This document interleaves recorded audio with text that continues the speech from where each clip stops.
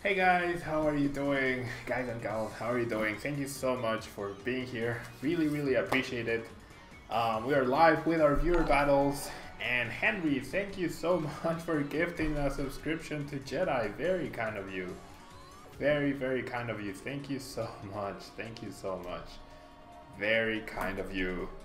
And Bino Craner, thank you so much for the subscription as well. Thank you guys so much for the support. If you guys are eager to start, Luis what's the name? Luis RKS90. If you're ready, send me a challenge. Yeah. Yellow Venom. Okay, so far I've added Luis, Trainer T, Wimple Squirrel, Garbrodars, and Yellow Venom to the list of people.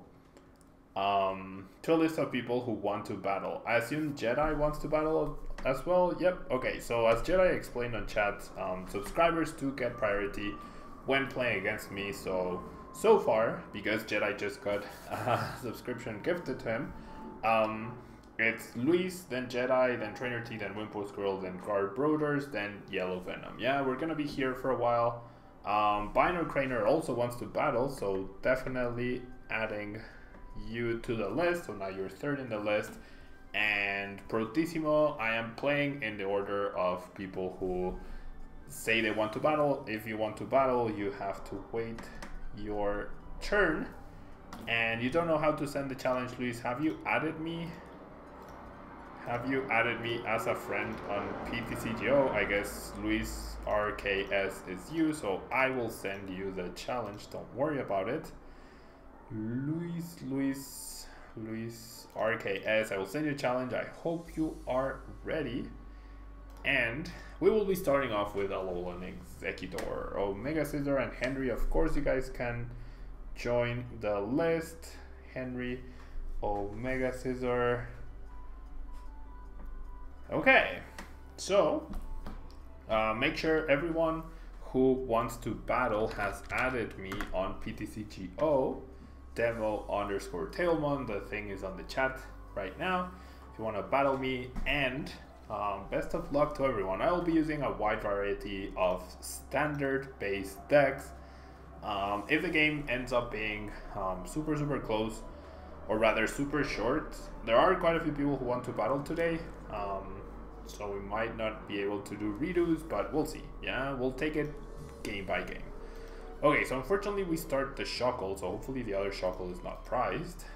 Am I going to Brazil, Omega Scissor? Yes, I am, but I'm flying there on Wednesday, so I will be here today. I will be streaming Monday and Tuesday as well, and getting everything ready for my departure. Okay, we're up against Buzzrock Ninetales. Yeah, we're up against Buzzrock Ninetales, so this should be a pretty interesting matchup. Grass typing probably means I am a little bit favored. Yeah, grass typing does mean I'm probably a little bit favored. I mulligan, but my opponent also mulliganed. I shouldn't be benching the Blitzel. I mean, it would be the first thing I would do anyways. So the other Shuckle is in there. That's great news. Gonna set up an Execute. I'm gonna choice band the Execute. I'm gonna go ahead and Shrine of Punishment, and then I'm gonna go ahead and Lily for 4 cards. Not a bad number to have for sure. I'm gonna go ahead and Nest Ball for... There's an argument to Nest Ball for the Shuckle. There are 2 Grass Energy priced. There's an argument to get the Shuckle now, just in. Oh wow, I also priced a couple of my energy actually. Yeah, I think I'm gonna grab the Shuckle. Well, no, because my opponent could... There is a scenario in which he has Guzma, Diancie Energy, KO, and Execute, and I really need to establish Execute as an attacker, right? So we're gonna go ahead and pass here. Our prizes are definitely not the best, so we'll see. Yeah, hello Josh, thanks so much for being here. Use the unknown damage. And you will need to reschedule Parker. Yes, indeed, Josh. Yes, indeed. Everyone who has, I mean, it's only this upcoming week, right? So it could be either a break or it could be, or we can reschedule, yeah? Up to you. Okay, so we do see the Alicia, so my opponent will be able to knock out my poor Shuckle here. So whichever execute he does target, that's the one I'm going to end up evolving, I believe. Yep, that's the one I'll end up sending up and evolving. And then my first shrine has been countered. First Brooklet Heal. My opponent's hand doesn't seem to be too great. I guess I can Brooklet Heal just to double check. But yeah, look at the energy. It's a very poor amount of energy in the deck. There's 5, 6, 7, 8 out of my 12 energy that I play. Therefore, there's 4 energy prized, which is never, ever a good thing. Okay, so I am tempted to just Sightseer here, but I think that would be a bit too aggressive, so I'm just going to go ahead and Cynthia. Am I going to Anaheim? Yes, I am going to Anaheim indeed. And now this hand is actually pretty convenient. Chopper, thanks so much for the follow. Thank you so much for the follow. And let me put the bits thing up. Okay, that hand is actually pretty broken. Not gonna lie, that hand is actually pretty darn broken. So here's what we're gonna do. We are going to Rescue Stretcher back the Shuckle. Yeah, that will allow me to get rid of at least 2 of my energies, right? If I really want to, I could get rid of a grass. I feel like I really do want to, just to increase my damage output a little bit this turn. Yeah, that sounds good. And then let's go ahead and grab a grass energy, right? Because that's very important. And then we'll go ahead and evolve this execute as well to protect it. I'm gonna go ahead and touch the grass, and then the lightning energy we'll give in our hand along with a Ditto. Because the Ditto, I mean the Ditto and the Shuckle are both easy prizes, and so is the Blitzel, but the Ditto has more purpose than the Shuckle and the Blitzel later on, right? Protissima, this is a competitive deck. Yeah, I'm using good standard decks, and Freya, all you need to say is that you want to join the list, so I'm already going ahead and adding you. King Buff, I am going to Anaheim. I will be there. And Nacho, you left Pokemon TCG 2 months ago. Is more fun standard with the new cards? Yes, I actually think standard format is pretty fun and pretty great now. Because of the new Lost Thunder cards. I actually really am enjoying standard quite a bit right now.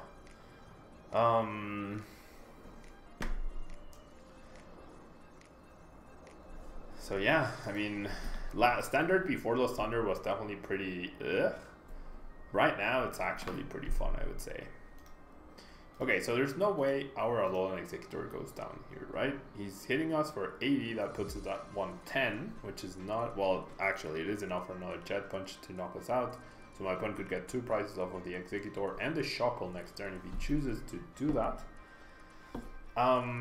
What's my opinion on the fact Standard has so many viable single prize decks now? I mean, that's pretty good, right? I think that's good. Okay, so the Blitzel is the Pokemon that gets targeted, which is fine. I am going to Brazil, Trainer T. I am indeed going to Brazil. I leave for Brazil on Wednesday, so I will not be having a stream that day. But I should be streaming, maybe not Monday actually, because I do have a lot of coaching then, but definitely Tuesday. Yeah, definitely Tuesday. And Freya, make sure you add me, please. You send me the friend request. I put my tag on the chat so that you can add me. You should make a schedule command. The thing is, Josh, I mean, that's true. That is definitely true. The issue is that I don't usually follow a very strict schedule, because with all the coaching that takes place, I end up having to modify quite a bit. I would love to. Oh, and if you mean a coaching schedule command, that would be a decent idea, but it's only for very few people that applies to. Oh, for regionals and such. Oh, that actually makes a lot of sense. And the fun game Marshmallow Man, hello. That actually makes a lot of sense, Josh. I could put the tournament I'm going to for each month, because I'm only traveling to one. Yeah. Ian would like to be added to the list. I will definitely do that. Cricket. Consider Ian added to the list. The list is now pretty long, guys. There's 1, 2, 3, 4, 5, 6, 7, 8, 9, 10, 11 people on the list. Yeah. You get that question so much indeed, Josh. I have not thought of that. That's actually a pretty good idea. Honestly, that's actually a pretty good idea. Okay, so my opponent, getting a very underwhelming,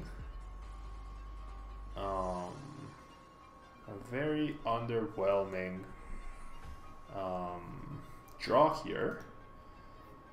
And the fact that we have the Guzma is pretty relevant because we'll be able to take care of the Lycanroc threat, and we get another energy into the discard pile, right, by retreating the Shuckle. We may even get 2 energy in the discard pile. And so the question is, do I want to use Sceptile's ability? I feel like I do. I don't want to evolve that Ditto into Sceptile, but I will use Sprint. So I get rid of 4 cards and then I draw 4 new ones, which is actually pretty solid. I'm gonna choice band because why not? My opponent does play Field Blower, but that's fine. Should only be 1 copy. Lycanroc goes down. No more Beast. No more Beast energy. I mean, no more Beast Ring. No more Beast energy as well. No Sledgehammer turn. So we are in a great spot. King buff. Does that mean you want to play as well? Does that mean you want to play? I will add you to the list. How many subs are on the list? Shortstop Gaming. Right now, we have 5.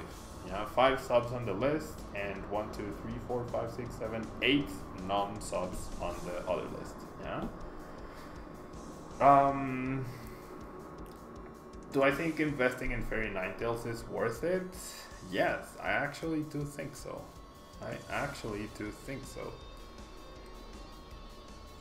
Fairy Ninetales is a very strong card. It's also very splashable. Its ability is really good. Alolan Vulpix is also a very good support Pokemon to start off the game with. So I do believe investing in 2, maybe 3 Alolan Ninetales, Fairy Alolan Ninetales is a good idea. Yeah, I know it's very expensive, but there's a reason to it, right? Okay.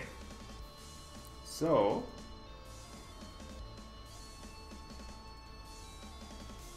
the Ninetales will do some damage to Executor and will probably take down my Shuckle, but that is completely fine. We found 2 energies. So far we've unlocked 3 of the 4 energies in our prize cards. The Fire, a Grass, and the Psychic.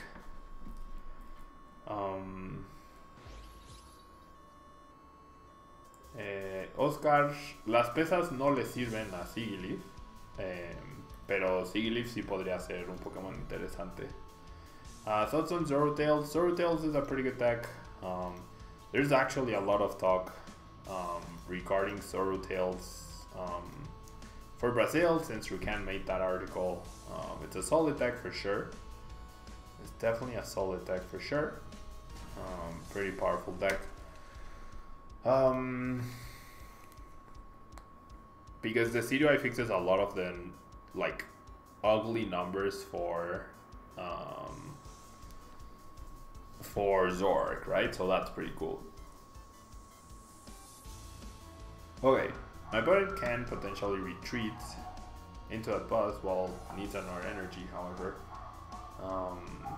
Could get 2 prizes out of this turn, but because I do have the Guzma, I will be able to chase this Ninetales wherever it decides to go. No worries, the Funky Marshmallow Man. I'm always happy to help. Yeah? Always happy to help. I guess Guzma is a striker? No, the Ditto. Okay. Since we do have the Guzma though, the return Guzma, this is game. It was close-ish, but the non-GX attackers will almost always have the advantage, you know? Almost always will have the advantage. So GG to Luis.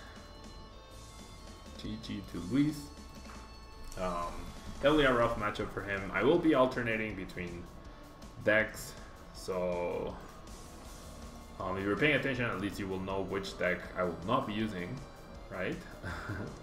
So yeah, next person, Jedi. If you would like to send me the challenge, please do so. Please do so. I do not see you online, so hopefully I did not delete your ID. H-I-J, no, I do have you, so please, when you can, get online and send me the challenge. So yeah, Oscar, Seagull Lift GX doesn't work with bodybuilding dumbbells because bodybuilding dumbbells only works on stage 1 Pokemon. It does work with Choice Helmet, but I feel like you don't want to reduce the damage that Seagull Lift does. You actually want it to get heavily damaged, right? A702, you are not Jedi. It is not your turn yet. Yeah, you are 5th in the list, King Buff. So please be patient and do not send anticipated challenges because I will not be accepting them.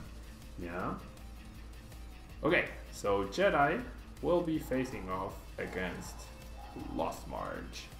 Do you think Zoro's in a good place in the meta currently? I do. Like the consistency, and GG Luis, the consistency that Zoroark adds to any deck is always good.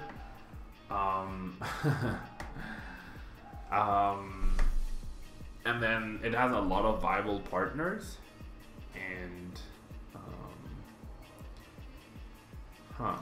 yeah, definitely then Natu, because if my opponent gets a turn to knockout, right, I'd rather lose a Natu than a Hoppip.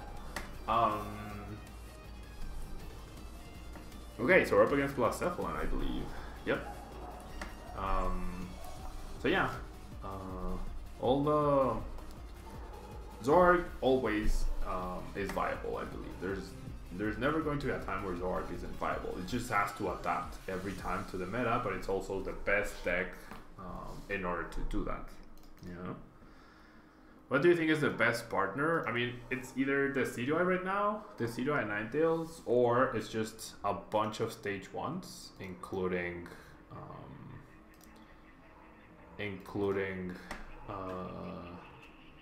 like Weavile, Lycanroc, Macargo, stuff like that. This is a pretty poor hand. This is actually a pretty poor hand. I mean, we already know we have a Hoppip priced. We're gonna have to rely on Lost Blender big time here to be able to do anything. Where are you on the list, Henry? You are 4th in the list. So after Jedi, it's Bino, Craner, then you, then King Buff, and then so far, those are all the subs, and then we move on to the people who are not subscribers to the channel, yeah, and who do want to battle. I will be live streaming for at least 2, hopefully 3, maybe more hours, yeah, so please be patient, guys. And Shortstop Gaming, thank you so much for the Prime subscription. Thank you so much for choosing to subscribe to the channel and support with your free Twitch Prime. Thank you so much. Very, very kind of you. Okay, so I assume we're gonna see a Burst GX here from Jedi, right? Metro, do I think Lost March is any good in Expanded? I have no idea about Expanded. I honestly couldn't tell you. Yeah. Expanded, like Lost Thunder just came out. I have played 0. Apollo Live, thanks so much for the follow.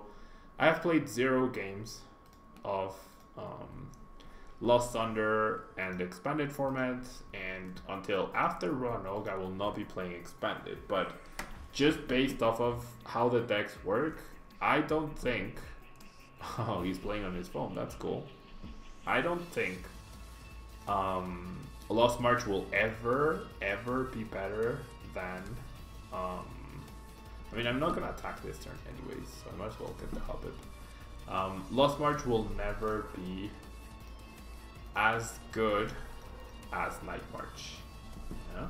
Can you get on the list, Shortstop Gaming? Of course you can. And since you are a subscriber, you get bumped a little bit. And we're going to get instruct. And okay, so the reason I lost zone to jump bluffs is because I know I have stretchers to get back jump bluff continually. I also have Natus as well for support, so I'm gonna lose the Natu next turn, and that's fine. I'm hoping Oranguru will get us the energy or the draw supporter in order to finally be able to take down that Blacephalon. 1, 2, 3, 4, 5, 6. We need 3 more Pokemon in the Lost Zone, which with enough skip balloons we should be able to do that. Yeah. So yeah, I don't think Lost March is going to be better than Night March. So why would you choose to play Lost March? I mean, the only reason is because I guess Oricorio and or Karen as counters. However, like that would be the only reason, I feel. Huh. Why go after the Natu rather than a Hoppip? KOing Hoppips is always better in this situation, because if you KO a Hoppip, that means I can skip Loam and put 2 Pokemon into a Lost Zone. So if you're already gonna invest a Guzma, you might as well...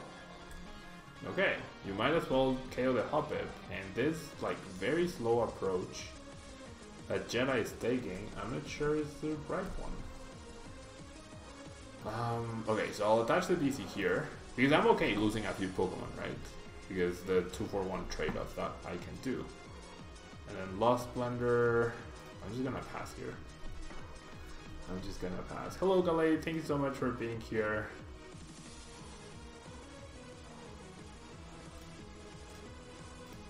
And then Bursting Burn, we get burned again, not to go sound. I guess he isn't drawing too well right now. So let's promote the Jump Love and hopefully, ooh, that's a great top deck if we have energy, which we do.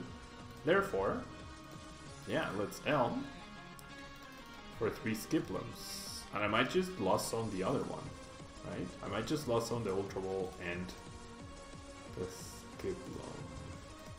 Oh, actually, I can only get 1 Jump Bluff, because the other 2 are Lost Zoned already. So instead of doing it that way, okay, so this is what I'm gonna do. I'm gonna Ultra Ball the Lost Blender and the Skiplum for the Trumbeak. And now I have 9 Pokemon, right? 1, 2, 3, 4, 5, 6, 7, 8, 9. And I do get rid of his Cynthia, so that's even more broken. And we're gonna go ahead and instruct. Rest in peace, Natu, indeed. And then we Lost March for exactly 180 damage. So our job now is simply to find energy, right? No matter what, all we need to do is find energy. That's all we need to do. Yeah, can't Rigor against Lost March. So that would be the reason why you would choose to play. Lost March, right? Here, Jedi, I feel like, should be approaching the matchup by trying to swarm with Mechanadels, because, like, if you start 1 Blacephalon, then so be it, right? But you don't want to bench another one. You actually need to go, like, full-on Blacephalons, and you want to apply a lot of pressure, so trying to get the cute KO going into his turn is definitely an option, but you don't go after that for more than 1 turn. He should have used his GX attack sooner, he should have taken a knockout, like, he could be probably 2 more prizes ahead by this time. But those turns where he didn't apply pressure actually allowed me a little bit of wiggle room to rebuild. Yeah. So I'm gonna put these 3 back. I'm gonna flip for the Timer Ball. I never learn, I guess. I'm gonna go ahead and Lost Blender these 2 cards, because I definitely don't need them anymore. Get the Guzma, that's decent. I will instruct for 1.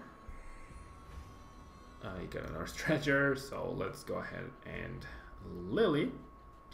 And I still don't have an energy. So I'm gonna have to Marshadow this turn, shuffle my opponent's hand. All I'm looking for is either a Net Ball, a DC, or a Grass, and I do find the DC, so very good that I put back the Natu. And there we go. Kevin, you can be added to the list for sure. Todavía puede ser agregado a la lista. Claro que sí, Kevin. Okay, cool. So We do have Natu and DC again. This is the reason why I like playing 4 DCs. I know a lot of lists are only playing 3. But I do like playing 4 just for that increased consistency, right? You want the deck to perform the same thing over and over, and that is attacking over and over. You don't want to whiff a turn where you could get ahead, especially in the non-GX versus non-GX battles. You don't want to miss a turn where you could have been ahead and then you end up falling behind because you missed the energy. Hay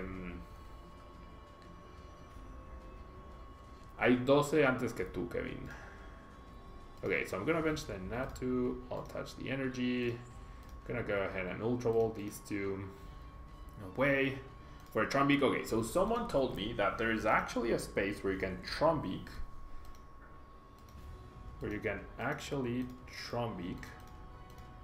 Even if your bench is full. I don't think there is.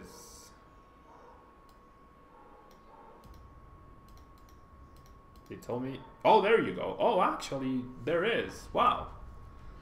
It's a very specific spot, apparently. It's a very, very specific spot. But you can Trumbeak even if your bench is full. Yeah.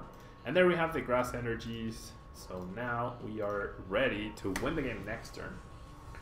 Right? Now we are ready. Is it a bug? I mean, the fact that you can't just like click on the Trumbeak in your hand and click the ability is bad. That's how it should have been programmed, right? If you have a space on your bench, then you can easily just place the Trumbeak there and it activates, yeah? But if your bench is full, you need to find that sweet spot. Yeah, you need to find that sweet spot where the Trumbeak is actually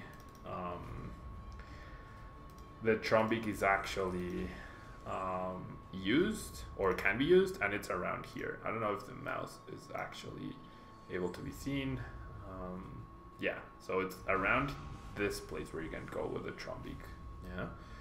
And okay, so we do lose the Natu, and this should be game. Don't I have to change the jump love to, I mean the Suicune to Natu? Probably, I'll do that. I mean, since today's viewer battles, it would be annoying to have to change the Pokemon every single time. GG to Jedi, but I can't put Natu today. A happy Natu right there. I do have a shiny Natu on Pokemon Go, which is cool. I do have a shiny Natu, which is cool. Okay, so GG Jedi. And hello Joe Bro, thanks so much for being here. Bino Craner, now it is your turn. So you are online. I will go ahead and send you the challenge with the Decidueye Ninetales. GG Jedi. I feel like you should not have benched that other Blacephalon because you want to trade with non-GXs against the Lost Merch deck, and then I assume what you were trying to do with the confusion thing is like trying to get, or the burn thing rather, was trying to get the KO going into your turn. But I feel like it would have been much better if you had done turn 1 GX move, turn 2 KO then Natu. Yeah, that would have been much better because then you would have been 2 prizes ahead. Yeah, and that means once you lose the Blacephalon, that's okay because you traded 2 for 2. Yeah, but by that point, your Blacephalon only traded 1 for 2, so you're always behind. Yeah. Kato, con mucho gusto te agrego a la lista. Games are going by a bit fast today, which is good. That was your first time playing with this deck and playing against Lost March. Okay, so hopefully that advice that I just gave out is useful. Yeah. Okay, so we're going second this time around. We do have the Raw Elm in our hand, which is great. And Natu has a big head indeed. Wimpo Squirrel, you just hatched a shiny 5IV Charmander in Ultra Sun. That's pretty cool. Congratulations. There was a time in my life when I really loved hatching eggs in order to get shiny Pokemon. I don't have the time for that anymore. Probably not the patience either, but I do remember when it was really fun. I do remember really enjoying shiny hunting. I would spend hours using the thing, I can't speak today. I would spend hours using the radar, yeah, and chaining in chaining in I can't speak today. Chaining in Pokemon Diamond, Pearl, and Platinum. I would just love to do that. Okay, we're actually in a very, very nice spot. I think I'm gonna set up, yeah, another Rowlet. I don't think I need the thing just yet. Okay, so I'm probably losing this Vulpix, right? Who gets the DC? This Vulpix gets it, I guess. Yeah, that makes sense. And then we'll Beacon, right? We'll definitely Beacon for this friend. And we'll Beacon for Swampert. Because that way we have a guaranteed Decidueye and Swampert. And a Alola Ninetales. And a Lily. Right? So this is looking pretty good. Thanks so much for hanging out, Jedi. Really appreciate it. Okay. So we have Zoroark there. We have the first trade. And the issue with this deck is definitely Weavile. Like, Weavile does give this deck a lot of trouble because you do use a lot of abilities, but this is a pretty nice setup for turn 2. Yeah? And as long as I deal with the Sneasel, I should be fine, right? I should be fine. Probably losing the Vulpix. So maybe I should have checked for the counter gain. Right? Maybe I should have checked for the counter gain, and maybe I should have benched a third Vulpix rather than a third Rowlet. That might have been a bit greedy on my part. 2 energy discard already. There's the rare candy into Solgaleo. There's a DCE, and we're gonna see the KO. I mean, I kept the energy, so I guess that's fine, right? I guess that is fine. Okay, so, oof. That's pretty good. Okay, so let's evolve, and we're definitely getting double rare candy, right? We're definitely getting double rare candy. And then we will go rare candy into Swampert. And then we will go rare candy into the Decidueye. And then we're gonna go ahead and Lily. And then we are going to go ahead and Timer Ball. Getting 1 heads. I guess I'll grab the Ninetales. And I'll grab the Decidueye. And then I'm gonna go ahead and power draw the Decidueye. If we get another rare candy here, that's gonna be amazing. We don't. And we also only have the Super Boost, which does not work on the Ninetales. So I believe my play is going to be to switch out into the Decidueye. Right? Attach the Super Boost. Place a Feather Arrow onto the Sneasel. And then go ahead and Holo Hunt. And guess what I'm Holo Hunting for? That's right. Double Rare Candy. Ultra Ball for Vulpix this turn might have been good. I think this is fine though. I have double rare candy for double the Decidueye. What's the third card I want? Probably switch. So I can switch out and start attacking with something else if that's what I need to do. Yeah, that seems good. Right? That seems good. So a slow and steady wins the race kind of turn. But we're about to become a hugely powerful deck. Right? Next turn, we are about to become a hugely powerful deck. And if we find a DC, we could even knock out the Zoroark with the Larvitar, which would be amazing. So we'll see. We'll see how this goes. Yeah, second bite. Our play might actually be to second bite this turn. Depends on what my opponent does. Depends on what we draw, of course. We're going to see a Lele for a Judge, I'd imagine. I imagine we're going to see Lele for Judge. No, Lele for Guzma. Interesting. So probably going to take down a Rowlet then. Oh no, he's going to take down my Ninetales actually. He's going to take down my Ninetales. So I feel like this is a bit of a greedy play though. Because he sacrificed denying my Decidueyes and also like he has 0 cards in hand. I guess he'll have 2 after this knockout. But he has 0 cards in hand after this. Right? And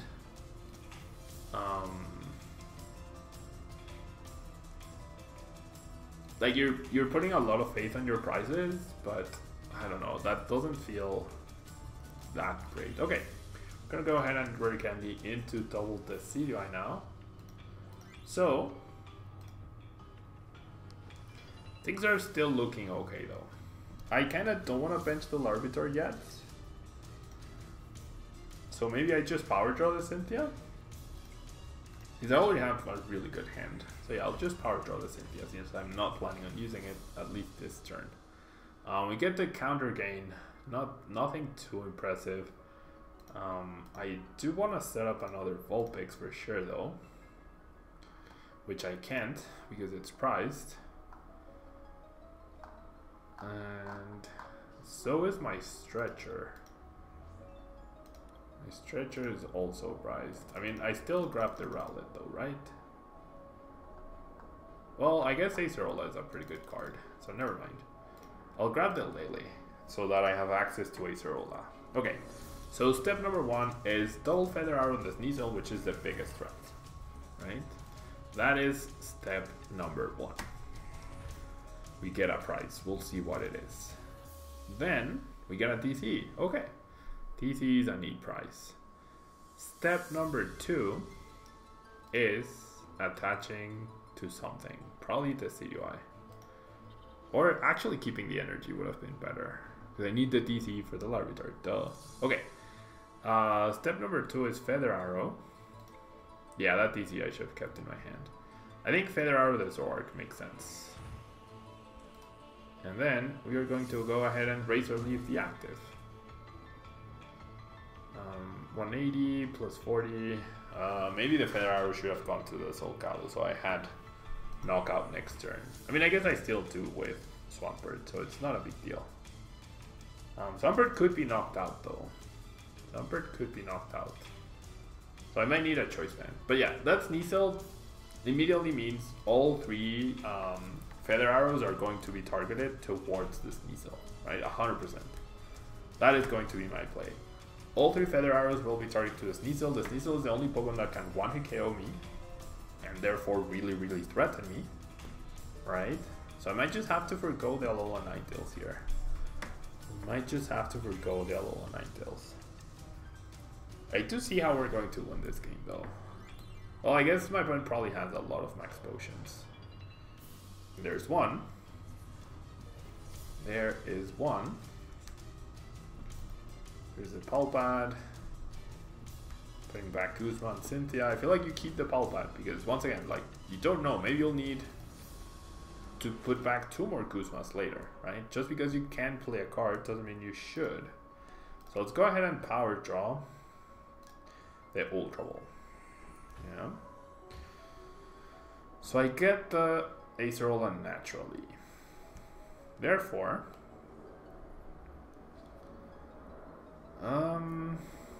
okay, let's go ahead and Feather Arrow this Sneasel, right? Why did I use only 1 Feather Arrow last turn? I didn't, Trainer T. I used 2 on a Sneasel that had 20 to KO the Sneasel, and then I put the last one on the Zoroark. So I used all 3, yeah? I used all 3. There's never a reason not to use all Feather Arrows, yeah? Okay, so now, yeah, I'm definitely Acerola-ing, right? Definitely going for the Acerola to get back the super multi-boost. I'll promote this friend, right? I'll bench this guy. I'll attach the energy. I think I'm gonna go ahead and enhance Hammer, right? To make him commit another energy there. Yeah, this seems good. And then I'll go ahead and Razor Leaf.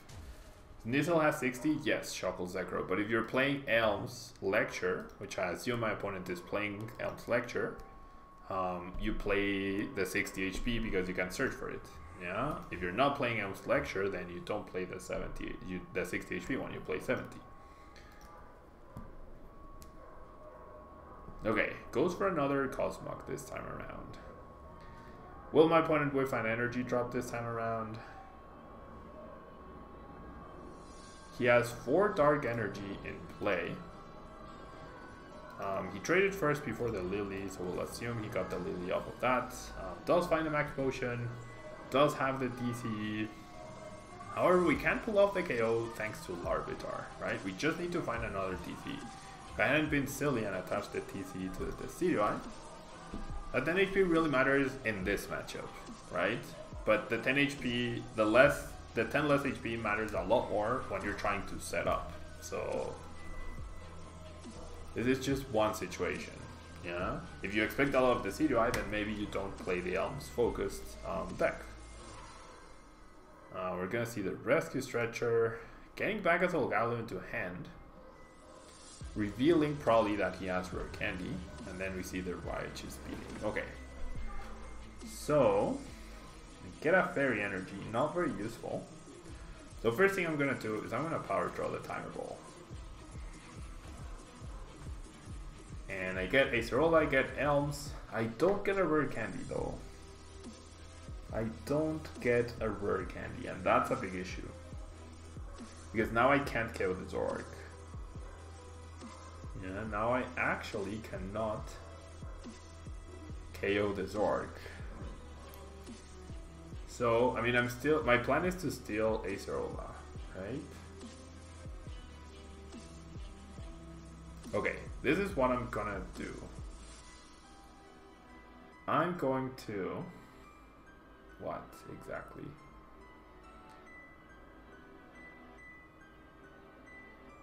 Okay, I'm going to Feather Arrow.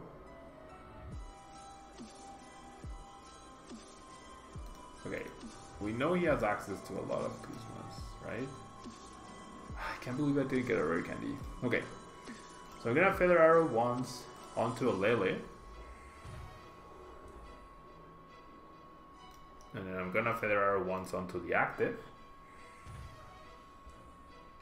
And then I'm gonna go ahead and Acerola. Promote this guy.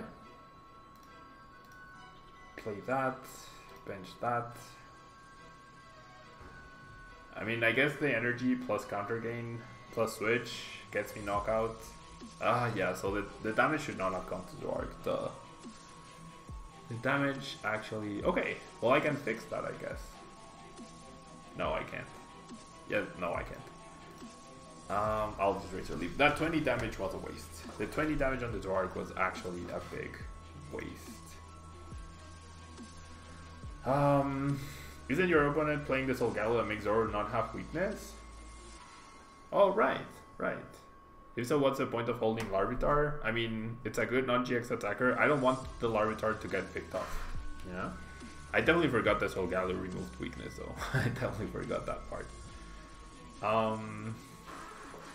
You think my opponent might deck out? Maybe. If he plays it right, he shouldn't, though.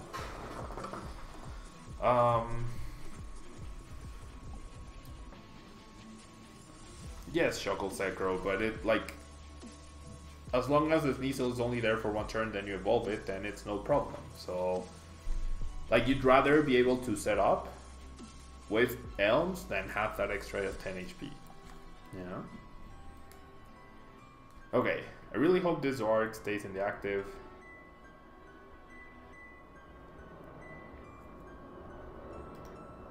He's gonna Kuzma, KO Rowlet. Or is he only going to deal 40 damage?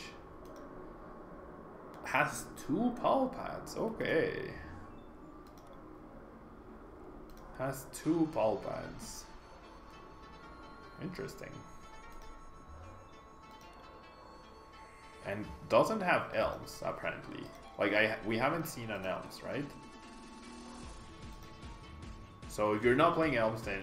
yeah, he's playing 4 Nestball. So if you're not playing Elms, you definitely don't play 4 of that Sneasel, yeah?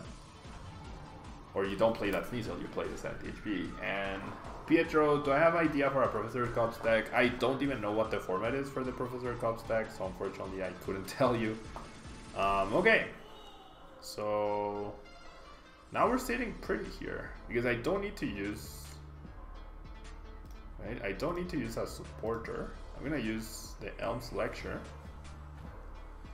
Still no... Jeez. Still no rare candy. Still no rare candy. I might have to attack with Swampert, so I'm gonna attach the fairy there. Jeez, why have I not found rare candies? I'll discard these two. Here's a Rowlet. They are there, right? And I also have energy left. And then I'm gonna go ahead and Feather Arrow the Lele. That's gonna be my last target, right? That's gonna be the Pokemon I'm gonna try to knock out to win the game. And then I hit for 120. We even up the prizes. Where are you on the list? Shortstop Gaming. You're third right now. So next up is Henry, then King Buff, and then you. Yeah. I might need to go grab some water before the next match because I'm empty. Okay, we see our Kuzma picking up another Rowlet for sure. But that will be game, right? That will be game because we will be able to pursue this Tapu Lele wherever it decides to go. We got Turbo Strike, double Dark Energies onto Zoroark. So yeah, close. The matchup was definitely close, but the Guzma will seal the match for us. So we're gonna Guzma, and then we're gonna go ahead and Feather Arrow. We finally got the Vulpix, though it was a little bit too late, and then Razor Leaf for the KO. So yeah, there's a Stretcher. So we had Energy, Stretcher, and Vulpix prize. That was not helping our case. GG, Bino Craner, that glitching hand. And Pietro Mercer got no GX, EX, Prism Star, or Problem card. 20 Pokemon, 20 trainers, 20 energy. 2 of every card? Yikes, I honestly couldn't tell you. Maybe no GXs. Yikes. I mean, maybe a Alolan Executor could be really good there because it has a lot of HP. And then you can play Shuckle as well. But anyways, guys, I'll be right back. I need to get some water really quickly. Henry, if you're ready, yeah, I will send you a challenge. Yeah, so give me 1 second, guys. I will be right back in just a second.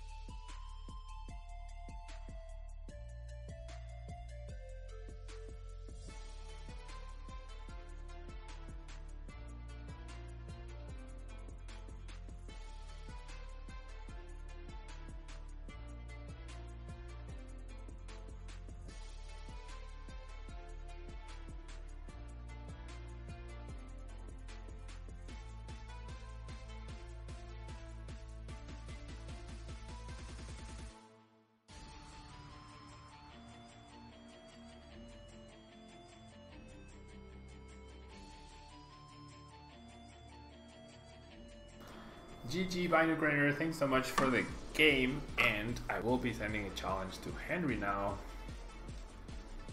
Henry Lopez. Okay, so it's Granbull time. Inconsistent Buzzcarp Shrine. No, you don't play Shrine because there's no GXs or EXs allowed. Yeah. Is it Sun and Moon onwards though? Or like what set onwards? Or is it just unlimited?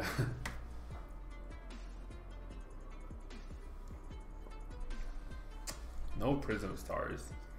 There's probably a Pokemon you can break with like Vikavolt or something. Steven's advice is probably going to be very good there. Or Steven's resolve rather. Okay, so we are up against Malamar and Giratina. Probably one of this deck's worst matchups. If it is the non-GX version, and even if it is the GX version, the Giratina just keeps coming back and back and back and back. You can never deal with it. Okay, we do have the Tayla though, so that's helpful. The important thing here is for us to get the first KO. Which going second obviously doesn't help our case for that. But we'll see how we do. Yeah, we'll see how we do. Okay, so let's go ahead and Great Ball then. And fail the first one. Let's go ahead and Great Ball then. And completely fail the next one because there's no reason now for us to keep our hand. So I'm gonna play that. I'm gonna take on Lytha. You know, unfortunately. Oh my god. What a hand. No Snubble turn 1 means trouble. Hello Daniel, of course you may be added to the list. There are quite a few people ahead of you, so hopefully I'll be able to get to everyone. Pietro, you got second in a League Cup thanks to my Galatian Skyfield Delinquent deck. That's pretty cool. Congratulations. Congratulations, Pietro. That's pretty cool. I mean, I didn't create the deck. I just made the video that made it, that put it into people's radars, apparently.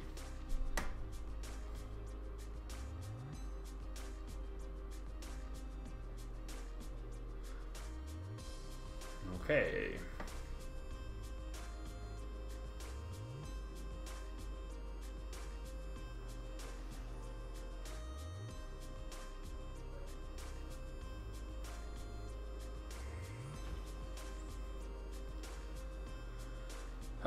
Yeah, we're in trouble.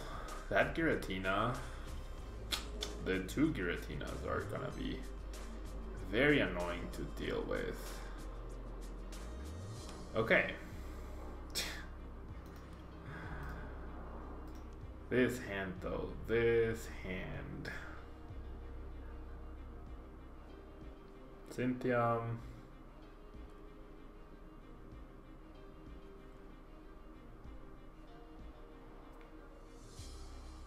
I know my opponent needs is a Guzma, right? And then we'll start getting wrecked. Because now he's fully set up, there's no way he's gonna whiff Giratina, right? And we have exactly 130 HP. So the only card that could make us make a comeback would be the bodybuilding dumbbells. That's the only way we could potentially make a comeback in this match. Okay. Lost Blender. Oh my god, for another stadium. I can't believe this. Lost Blender for another stadium. Gato, no te preocupes, todavía falta muchísimo. Pero gracias por avisar. Yep, there's the Guzma. So this is where things start getting out of hand.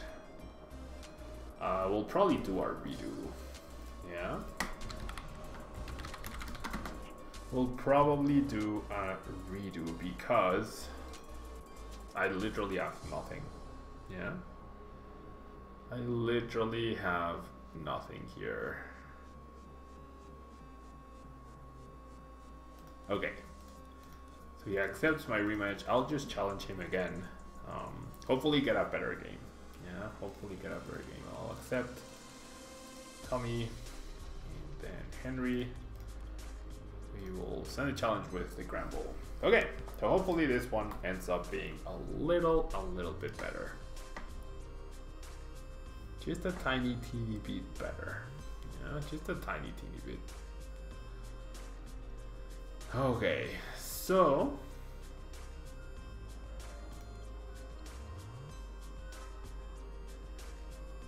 I would like to go first.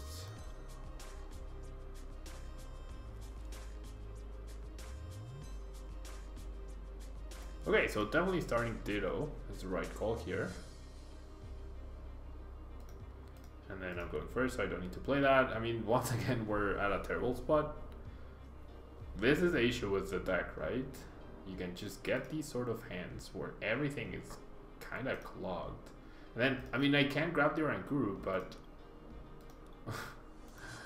I mean, I guess I can draw one card thanks to the Field Blower. So I'll bench these, I'll play this. I'll Choice Band, I will Field Blower, only the Choice Band so that he can't play his own stadium. And Freya, how many matches until we battle? There's still 1, 2, 3, 4, 5, 6, 7, 8, 8 people ahead of you so far. Yeah, 8 people ahead of you. I know it's a long list, a lot of people want to battle. I wish I could battle everyone more promptly, but it is how it is, guys. I was thinking of maybe trying out like a lottery system. Yeah, maybe that would be a little better. With subs getting higher odds, but perhaps not necessarily getting 100% priority. Yeah.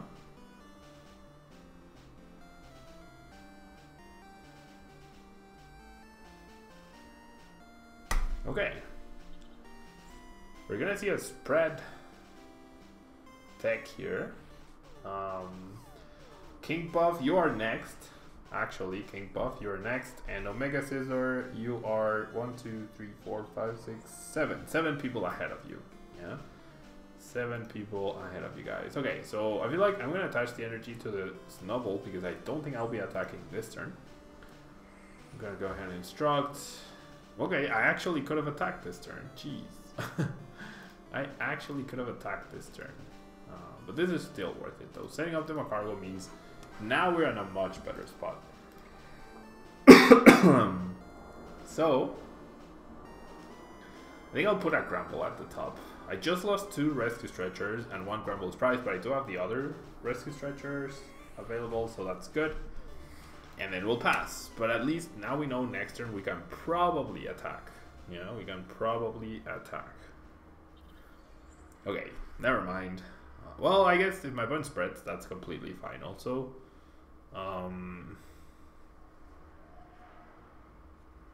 Okay.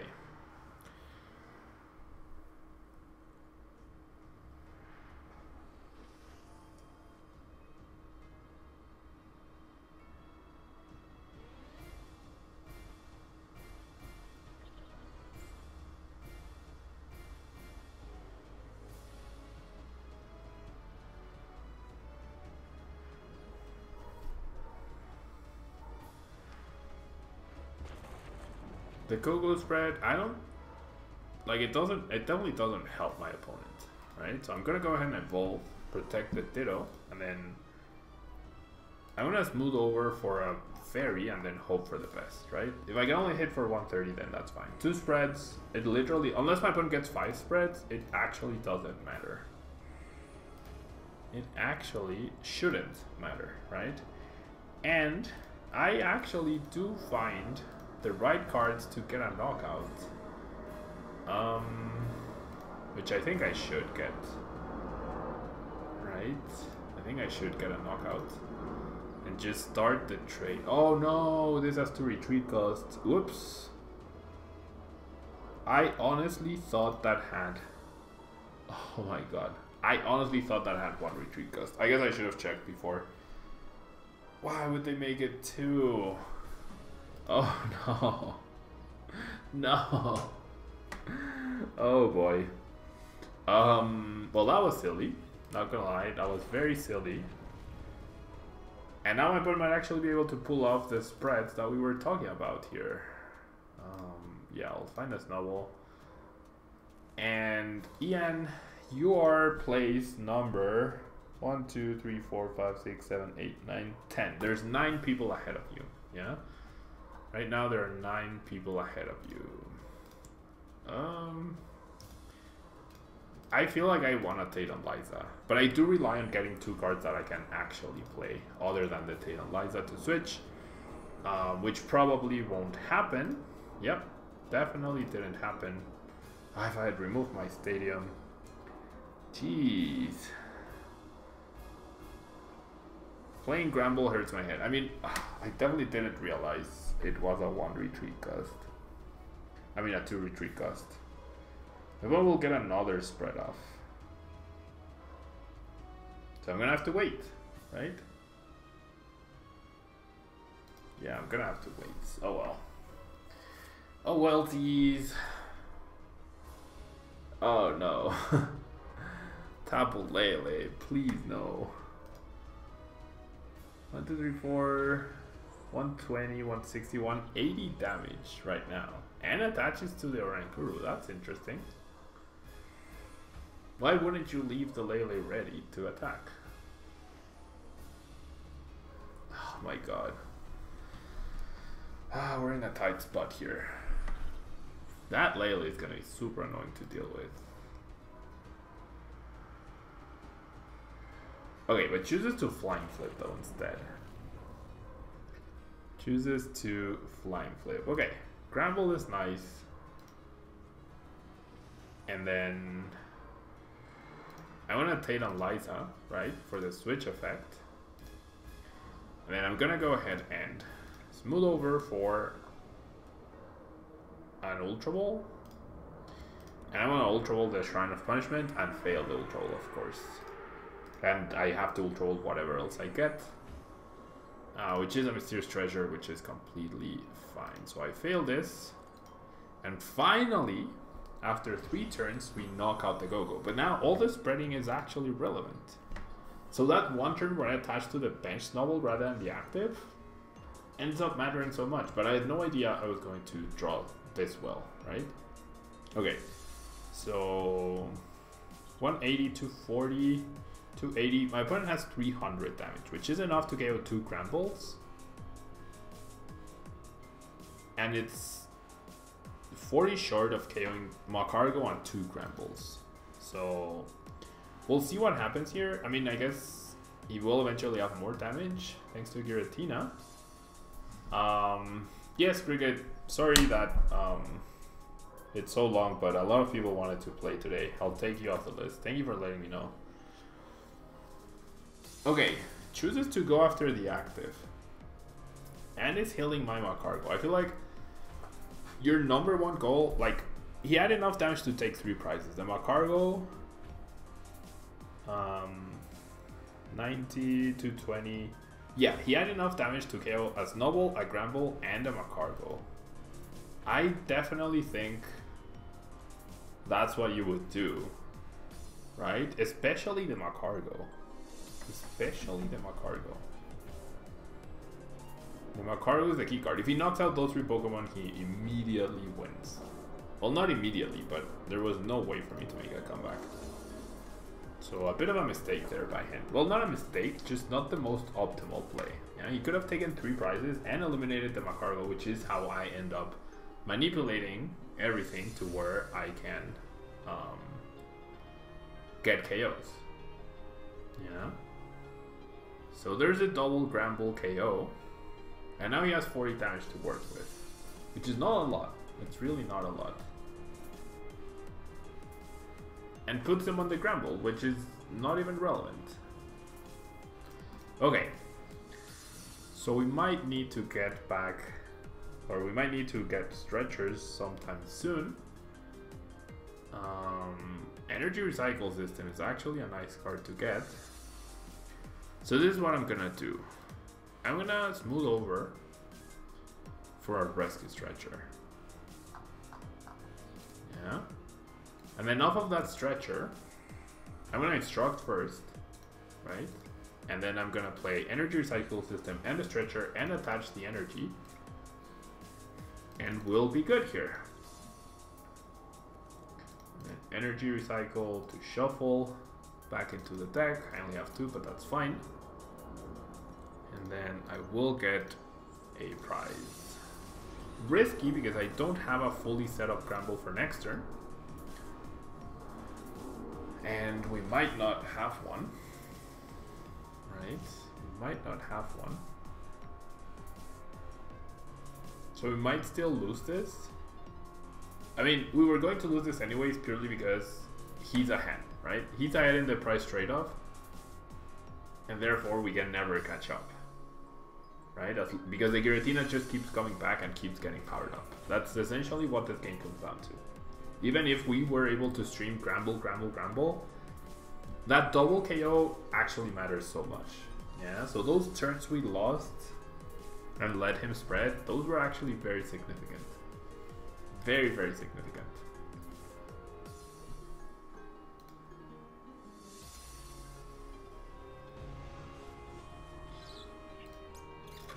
Yeah, and the Granbull always comes back. I mean, the Giratina always comes back. And our prize was very mediocre as well. Our prize was very, very mediocre. Ooh, the Apricot Maker is actually a great card to get. The Apricot Maker is actually a great card to get, isn't it? It's like an Apricot Maker for what?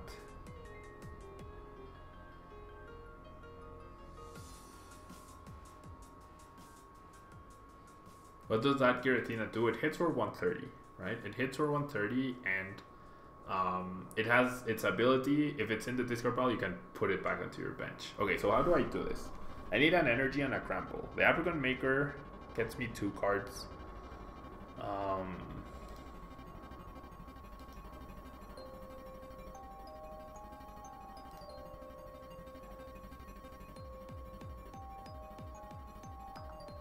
How do I do this? Do I have to gamble with the Great Ball?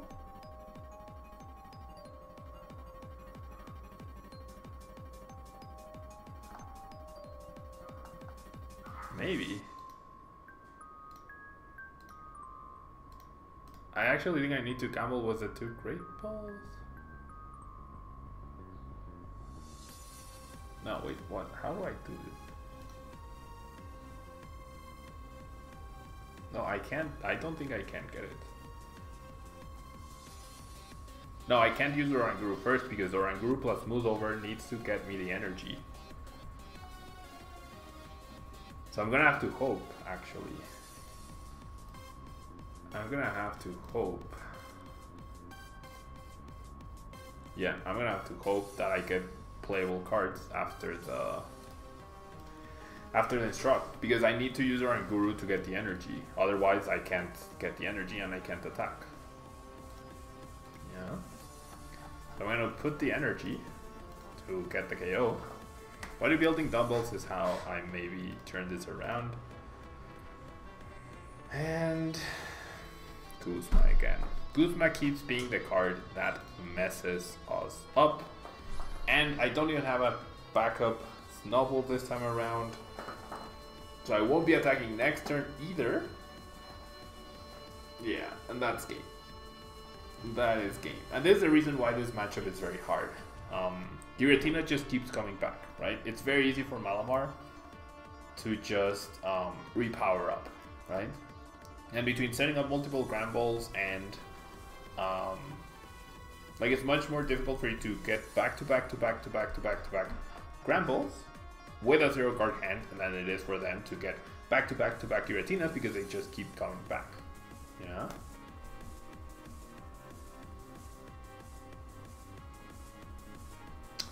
I had to get a Granbull of a Lucky Great Ball, then Oranguru to 3, top the fairy with Macargo, and then Lost Blender to get it KO. That is true.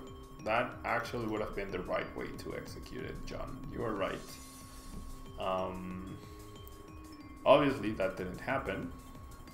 My opponent has only played 1 Kuzma, so the only chance I have... I can use Logma to force him not to retreat. I'm going to go ahead and attach... I'm going to go ahead and Kuzma this guy. And then I will smooth over for a Nest Ball to grab another Snubble. There's no way Henry isn't holding a Kuzma though. He literally didn't do anything. His only job is to make sure that he doesn't lose the advantage that he already has, and therefore... Oh, and my bodybuilding's his prize, so I was never going to win this anyways, I don't think. I'll go ahead and instruct again, just to give me more options after this turn. Terrible instruct, honestly. Let's make a mess then. Let's make a mess and hit for 40 damage. Yeah, this is bad. We're gonna see the Kuzma immediately. Yep.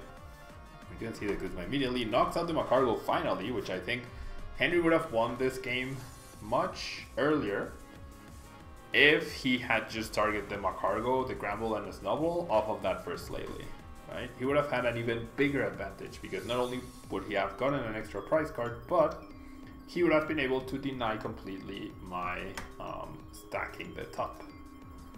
Yeah, and now sure, I get another knockout with triple Oranguru on the bench, but this deck relies 100% on Macargo. If you want to beat Granbull, knock out the Macargo, and eventually they'll stumble onto themselves. Yeah, eventually they will stumble onto themselves. So yeah, GG to Henry. GG to Henry. He played it really well. I feel like the Lele spread could have been a bit more optimized.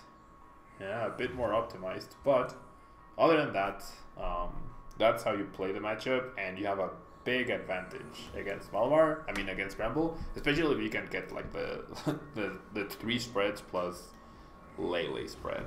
Yeah. But if at any point you knock out the Macargo, eventually they will whiff and you won't. Even so, if you're behind, that's how you catch up in the price trade-off. Yeah, that's exactly how you catch up in the price trade-off. Okay, so GG to Henry. King Buff, you are up next. King Buff, you are up next. If you are still here, of course. GG Henry. I don't believe King Buff is here still. So Shortstop Gaming, if you are here, please send me a challenge so that we can get started. But yeah, King Buff was a something and he's not online. So Shortstop Gaming, if you haven't added me yet, please make sure you've added me. Oh, your name is A702. I don't see you, King Buff. So can you send me a challenge then, please? Tommy, it's not your turn yet. I believe Tommy's Shortstop Gaming. King Buff is here, so we're gonna let him have his turn. I didn't see him online. A702, can you please send me the challenge? There we go. I don't know why that happens. I don't know why that happens, but that's fine. Okay, so King Buff and then Shortstop Gaming, and then that's all the subscribers that have said they want to battle. So afterwards we will be moving to the people who are not subscribers to the channel. Okay, so I would like to go first. We're up against a dark type deck. Okay, so I chose Buzzrock. I swear I didn't know what my opponent was going to choose. We do start Lele, which is good for him, I guess, depending on what he's playing. Oh, Tommy's you, Shortstop Gaming. Okay, so you're up next, yeah? After this game, it's your turn. Sorry about the confusion. Okay.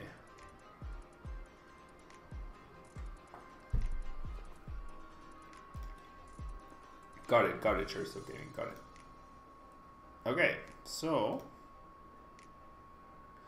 Evelyn actually starts the Oxys, which is not great for us. I'm gonna go ahead and do this to leave it ready. The Beast Energy is tempting, but I don't think so. Okay, so we got the Beast Energy back.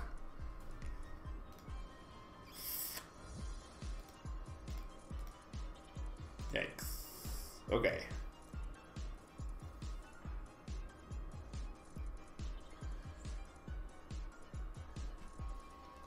Dark Energy to the active, Choice Band to the Lele, Weakness Policy to the Deoxys, and then pass. Okay, so awful start for my opponent.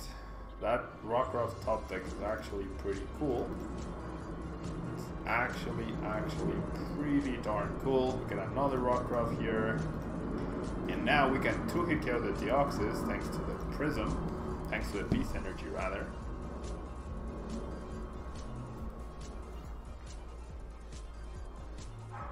And then if he attaches on energy, that's fine. Because sure, he deals 80 damage, but then he's committing an energy there rather than to a Lele or to the Weavile.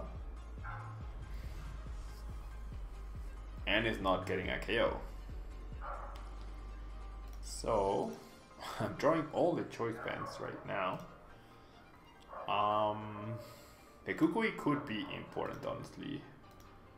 So I'm gonna go ahead and Ultra Wall. I'm gonna go ahead and set up a Vulpix, I believe, onto the bench. And Henry, definitely, if you watch the stream again, you'll be able to know like what I said. But I think you played it really well. There was just one spot where I feel like you could have done better, which was when you rearranged the damage counters. You knocked out 2 Granbulls, yeah, and then towards the end you went after the Macargo.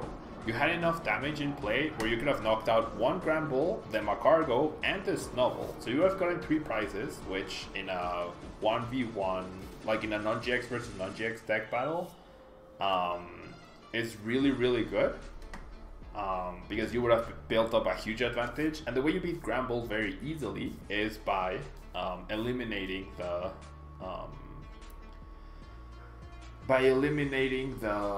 Macargo, right? Because eventually they stumble onto themselves and they can't get down to 0 cards every turn. Yeah, so that's, I feel like you played it really well and you were trading really well, of course. The spreading was really good, but the Lele could have definitely been not a lot better. It could have been different. Yeah, it could have been different and would have helped you a lot more than what you did. Yeah. Okay, so my opponent decided to bench the Zoroark, which means now we can't GX KO the Lele, which makes me very happy. And then I will have 3 Pokemon with abilities though, which is something that is a bit concerning. So my play might actually be... No, it's not like the advice is not to go after the less HP first, yeah? The advice is be more precise with what you're targeting, yeah? It's much better for you to target down the Macargo, which is the engine of the deck, and then you had enough left over to actually get rid of a Granbull, and then you had enough left over to get rid of another Snubbull, yeah? So the advice is, in a non-GX versus non-GX battle, if you can get multiple prizes, you'll always be ahead. And then if you eliminate the Macargo, which is the engine of the deck, you will also be ahead. Yeah, that's the advice. The advice is not go for the less HP first. Yeah, that's definitely not the lesson, if you will. Yeah, the lesson is, or the advice is, go after what makes the deck work. Yeah. Go after what gives you the biggest advantage. And in a non-GX versus non-GX deck, what gives you the biggest advantage is, like, if you trade 2 for 1, that's really good. If you trade 3 for 1, like if Lele gets you 3 prizes and then I knock out the Lele and I only get 1 prize, that's really, really good for you, right? And if you eliminate the Macargo, then that means there will definitely be turns where I don't even get any prizes, yeah, which is also really, really good for you, yeah. Jedi, I think it's kind of the same advice, yeah, like you were playing a Blacephalon deck, but you have to realize that if you're up against something like Lost March, right? If you're up against something like Lost March, you actually need to trade with non-GXs, yeah? And then you wanted to get very cute with the burn and trying to get a KO coming into your turn. But it's much better if you take a KO on turn 1 with your GX attack and then take a KO turn 2 on the Natu. Yeah? That would have been a much better way to approach the match, I think. Because in trying to get cute with the burn and the confusion, you lost a lot of turns. Yeah, you didn't apply enough pressure to me to where you lost those turns and you started falling behind, because it goes once again with the price trade-off, right? If I'm a non-GX deck, you need to make sure that if you use a GX, it takes 2 prizes. Otherwise, you take 1 prize for my 2. But if your GX took 2 prizes, then that's perfectly fine. Yeah, so you have the opportunity for your Blacephalon to take 2 prizes and to get really ahead in the price trade-off and then just swarm with Mechanatels to close out the game. But you chose to use the confusion and burn attack. Yeah, so that allowed me, that allowed me to catch up. By the time I took a knockout, you had only taken 1 prize rather than 2, or maybe even 3. Yeah, because you were also not applying pressure to me. And then afterwards, you should have never benched that other Blacephalon, right? To prevent me from having a Guzma target, so that I can eventually get 2 prizes for my 1 prizer. Yeah, it's all about the prize exchange. Yeah, so just going for Blacephalon in that instance is like, yes, you're playing a Blacephalon deck, but different decks require different strategies. Yeah. Okay, and now my opponent, thanks to the counter gain, he actually cannot get a KO, right? because of no choice band, and then with Lycanroc, yeah, very unfortunate that I chose this deck against my opponent, and that he got the start that he got, right? But yeah, like Buzzrock always destroys Zoroark decks. Well, not always, but almost always. Yeah, so GG Ace. Sorry about choosing that deck. I have no idea what you guys are going to play, right? And I tried to use a different deck every time. So Shortstop Gaming, now it is your turn. Yeah, now it is your turn. And Henry, you're welcome. And same thing, Jedi, you guys are welcome. No worries. So yeah, Shortstop Gaming, or Tommy, there you are. I'm gonna go ahead and use Gasken this time around. Yeah. Okay, we might be up against another Zoroark deck. So yeah, like, especially for you two, like Henry and Jedi, you have to go beyond what you are using, right? You have to identify what you're up against. You have to have a strategy for what you're up against, not just play your cards, right? You have to come up with like a better strategy in order to win, right? In the case of Henry, it was win a lot faster or have a much more decisive victory. Yeah, and in the case of Jedi, it was potentially like the plays you did on the first few turns might have actually cost you the game. Yeah. Alex, what was the Buzzrock Ninetales list that I just used? It's just the one I used in my video the other day. Yeah, it's just the one I used in my video the other day. Okay, so I'll put the Mimic in the discard pile because that actually helps out my Marshadow pretty nicely. I'm gonna go ahead and Mysterious Treasure the Malamar. In order to get another Inkay, one Inkay is prized, no Malamars are prized. The Marshadow GX is in there, so that's good. We do have the Chimecho. We don't have the Oricorio, or I might have gotten the Oricorio in this situation. So I'm gonna Skateboard, I'm gonna Lily. I do get the 2 Psychics, which is really cool, actually. Really, really cool. I feel like I'm gonna discard 1. Oh, yeah, 1. Set up another Inkay, right? Set up another Inkay, and then I could go the Chimecho route next turn. I could go the Deoxys route. I feel like I'm gonna keep an energy in my hand, so that I have it. Well, if I mean, I could get a KO on Zorua with Deoxys, but maybe delaying with Chimecho is much better. Well, because I have the Mimikyu, maybe it's not better. So I'm gonna show that I'm gonna apply pressure next turn. Yeah. So yeah, like I haven't made any change to the Buzzrock list that I showed in the video from yesterday, I believe. So if you want to see that list, you can check it out on my video. Yeah, it's basically the Japanese list, the top Japanese list with like a couple of modifications. Yeah. Okay.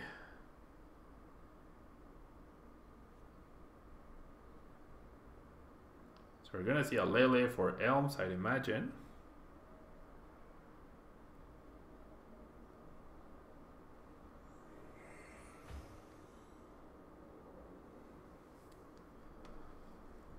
There's the Elms.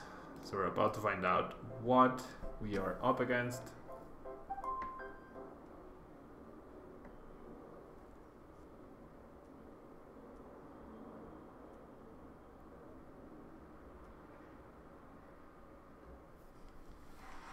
Okay, so there's the Ditto, there's the Lycanroc reveal, I guess. Now I just need to find an energy to get a KO this turn. Or I can Chimecho. I mean, it all depends on what I draw off of the Cynthia, right? It all depends on that, so we'll work with what we get. No Chimecho. Yes, Malamar. No draw supporter.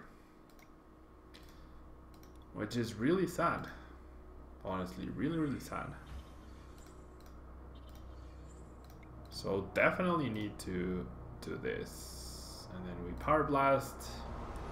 An Ultra Ball would be fantastic.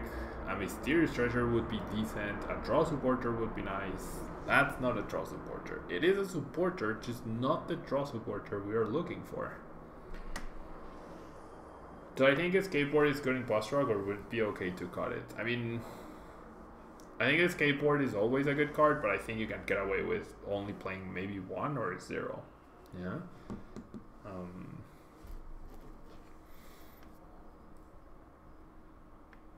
I think it's good in Boss Rock, but there are definitely other things that could be good as well. Yeah. Okay, so we're gonna see the first trade of fighting. My opponent needs DC and a basic to knock me out, right? Which of 2 trades doesn't seem like it's difficult. And now he's gonna go after my Malamar, which obviously makes a lot of sense. He doesn't need another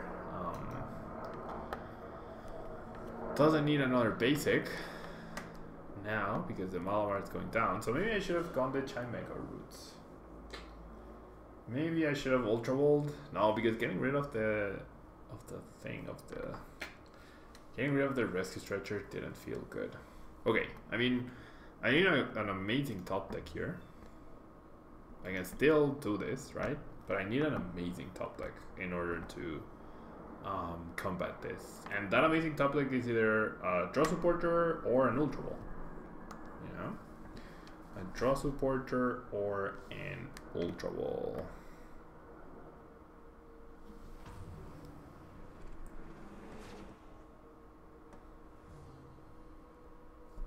Okay, so I think I definitely promote the Deoxys, because if I top deck the Ultra Ball and I promote the Floatstone friend, I would not be able to. Yeah, my opponent forgot to trade right there. Oh, this is bad though. This is really bad. This is actually a really bad hand. I mean, my play might be to just Kuzma KO the Ditto. Yep, my play is definitely Kuzma KO the Ditto. And then I feel like I'm gonna Psychic Recharge to the Deoxys, which is probably still going down anyways, so it doesn't matter too much. Ah, the Rescue Stretcher is such a weird card here though. Yeah, let's go ahead and Power Blast the Ditto. Okay, can we get a good price now? Oh, I should have grabbed that one to start.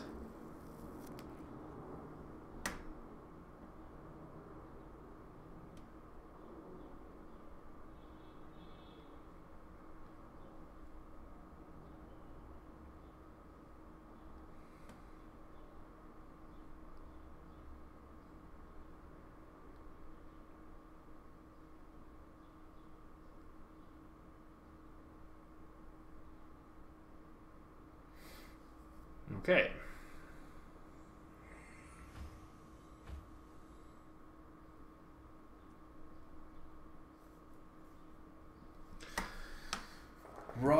Rough hand, but doable perhaps, right? Maybe doable. Well, actually, probably not anymore now. Well, no, yeah. If I can find the Marshadow GX, I can actually... No, I can't, because my bench is limited. Oh, that stupid Sudowoodo. That Sudowoodo is going to be the Dream Crusher. So actually, the energy should have gone into the Inkay. The Psychic Recharge energy should have 100% gone to the Inkay. Oh boy. Okay, so I guess I benched the Necrozma then?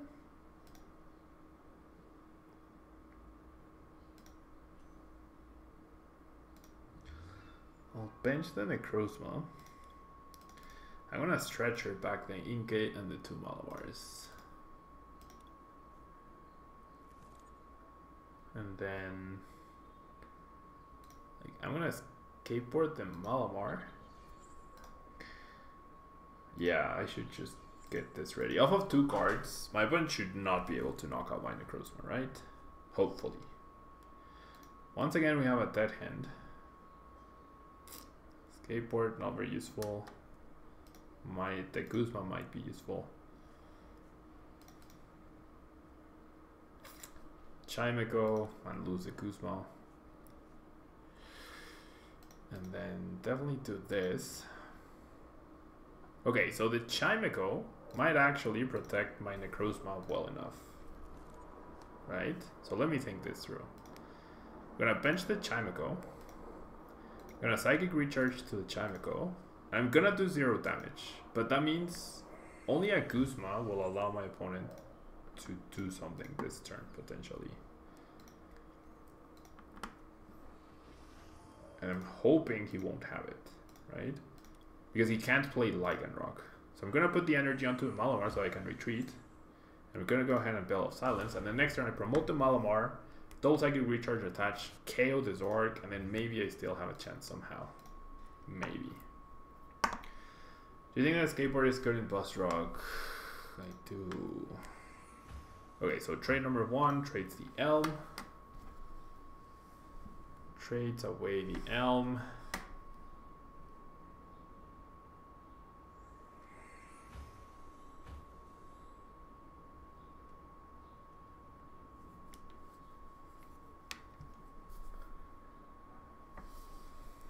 Is there no music? Yeah, there's no music. And we see a Cynthia. Okay, so my Necrozma is safe. My Malamars are safe as well. That's good news. That is very, very good news. And the Chimeco goes down. That is completely fine. For now. Right? That is fine for now. Okay. So, I mean, I literally only have that play. However, my opponent's play might actually be to GX a Malamar, which is not the best use of his resources, right? Or I can knock out the Lycanroc. Nah, that's not right. Eliminating a trade is right. Okay, so we still have a shot here.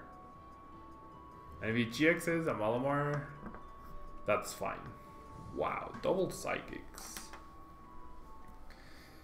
Double Psychics. If he GXs a Malamar, I promote Malamar, a Psychic Recharge attached to Necrozma, and then we have game on the Lele if that's what's about to happen. Ooh, promote Zoroark though. Oh, he's not gonna GX Lele. He's gonna... I mean, yeah, he's not gonna GX Malamar. He's just gonna attack the Necrozma. Or attack the Marshadow. But if he attacks... Huh. Trade. Oh, because he doesn't have a bench Zoroark, we actually can't win. Ugh. We actually can't win. We're 10 short of winning. Or he can just Kukui Choice Band KO my Necrozma. If he does that though, he loses. So I hope he does that. If he goes Choice Band Guzma, I mean Choice Band Kukui Basic, which I'm thinking that Lele will get the... He's gonna Ultra Roll for Lele for Kukui here. Or he's gonna get a Lycanroc.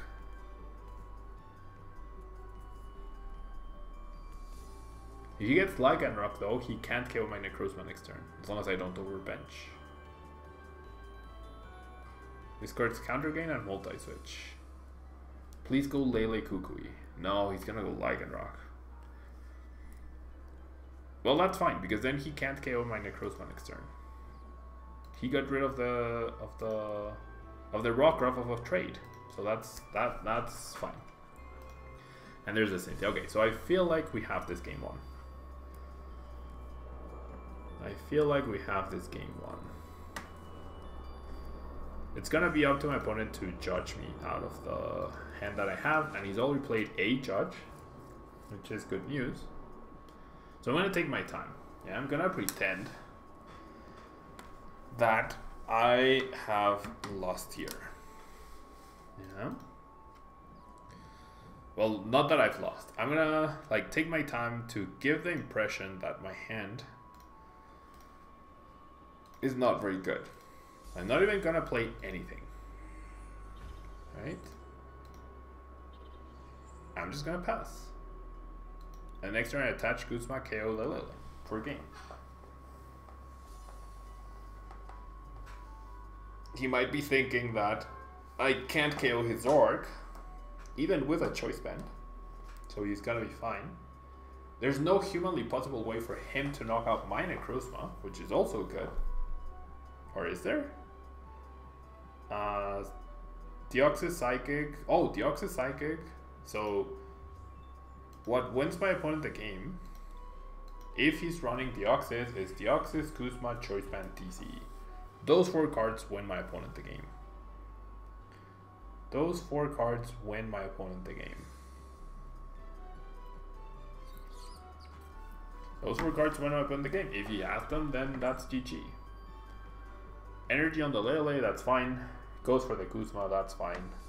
Paulo with the mind games indeed. It's just, if I take my time, like even promoting, it gives a sign of weakness, right? From my hand. Oh no, second judge? No. Second Kuzma, or back-to-back Kuzma. Shows me the Kuzma that he's going to win the game next turn if I don't win the game this turn.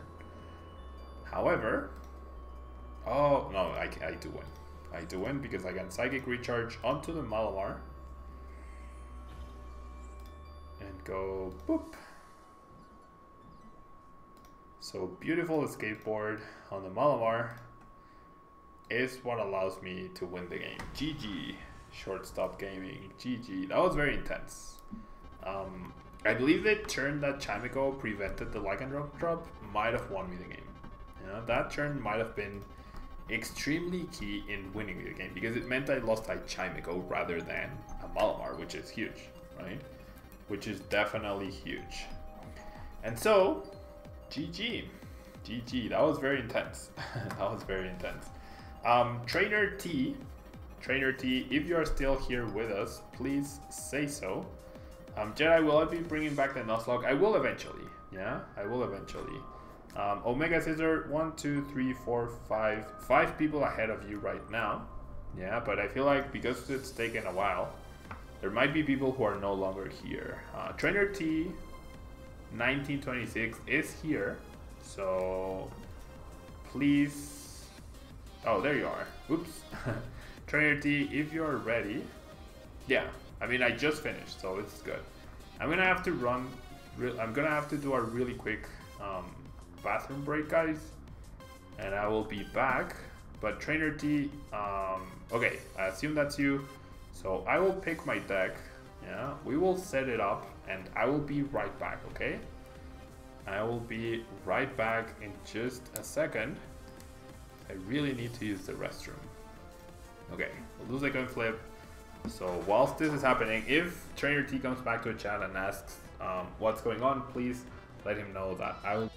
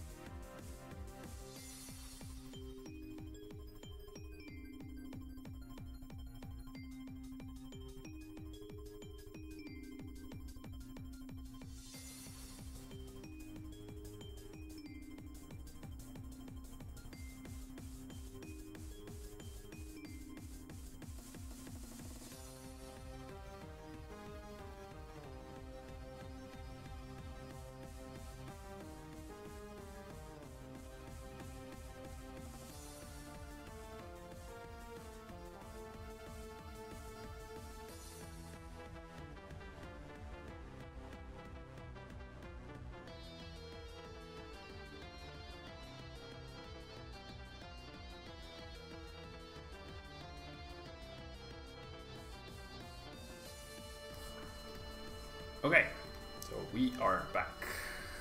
Well, I am back rather. We'll start with a Ditto. And I'm going second, so I'll bench this Slugma. Sí, Kevin, todavía no.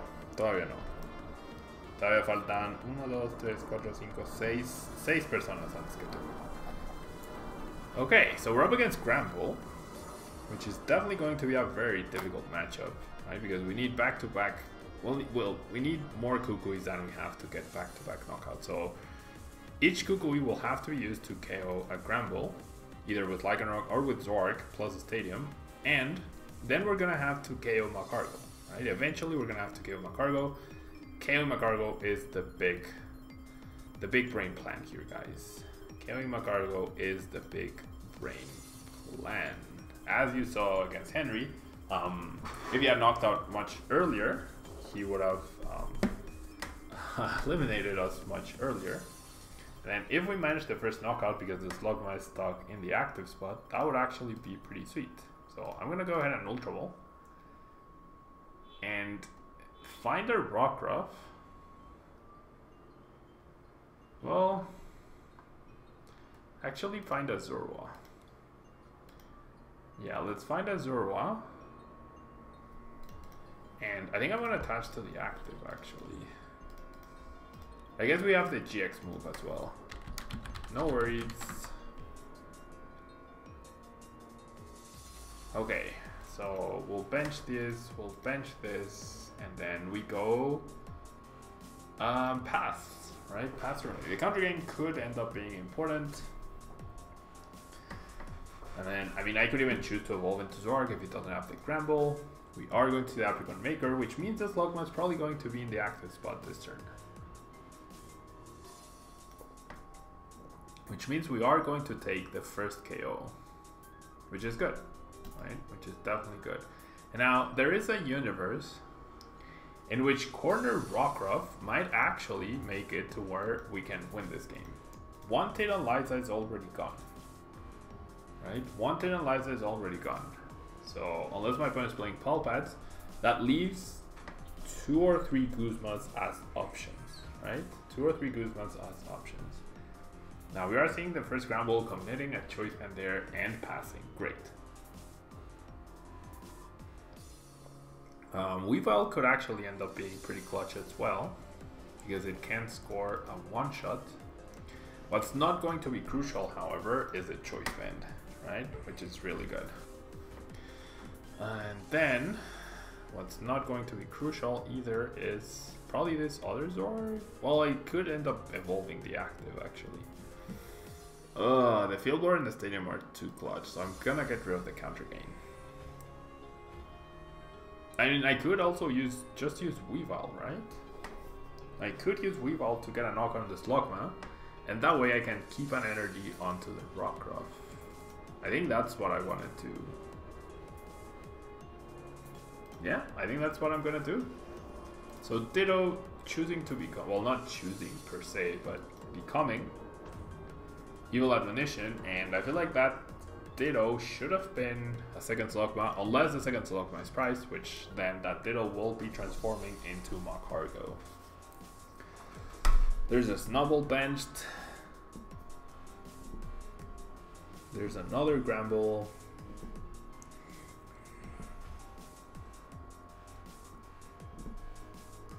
If my opponent, okay, my opponent will be able to get a knockout here thanks to that Lost Blender. Lost Zones as Snubbull, however, and another Lost Blender, which is fine by me, I guess. And so, I don't have Kukui. I think, what do I have higher chances of getting? A Lycanroc or a Kukui? I haven't played a Lele yet. I do have Double Trade. What gives me the best chance at keeping up the KOs here? I mean, Zoroark does have a little more HP though. Zoroark doesn't get KO'd by the Stadium plus, oh, there's the Lycanroc. Zoroark doesn't get KO'd by a Stadium plus, plus a Choice Band and a Zero Guard hand. So, okay. Here's what I'm gonna do. I'm gonna just get all the basics out of my deck, right? And I'm gonna use one Zoroark straight fodder. Well, I think I'm actually gonna use up the baby puzzle as straight fodder. Yeah, baby puzzle I don't think is gonna be too useful. Especially because now we can force my opponent to take 3 GX KOs, which is great. Rockruff or Sneasel? Nah, let's go Rockruff. He's not gonna have, well, he might. Okay, so I'm not KOing the Granbull, right? What I can do is KO the Oranguru.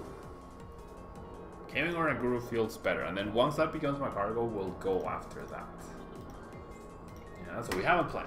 Yeah, we have a plan. KO Oranguru with our full bench. Now we're 2 prize ahead. We got a Lycanroc of our prize cards, which is really cool.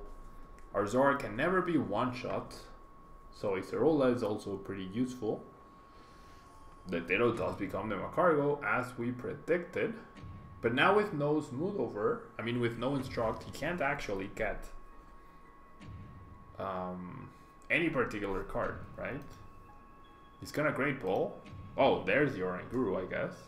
Okay, our plan is 100% still to go after the Macargo though. 100%. No matter what happens. The Acerola is kinda not very good because we need to using either Kukui or Acerola pretty much every turn. So I'm gonna trade the Cynthia as well. Do another DCU, which is nice. And the Judge is interesting. I definitely think I'm gonna Kuzma here, right, to prevent my opponent from getting a KO. I'm gonna go after the Macargo. So the previous turn, Macargo, I mean, Oranguru was much more important than the Macargo because it got him cards, which could have gotten the Macargo, right? Now that he has Macargo in play, or rather than the Ditto, now that he has Macargo in play, now it's much better to KO the Macargo. Yeah, we are ahead. The Zoroark can never be one-shot. If he play, he needs back-to-back shrines in order to knock out our benched Zoroark.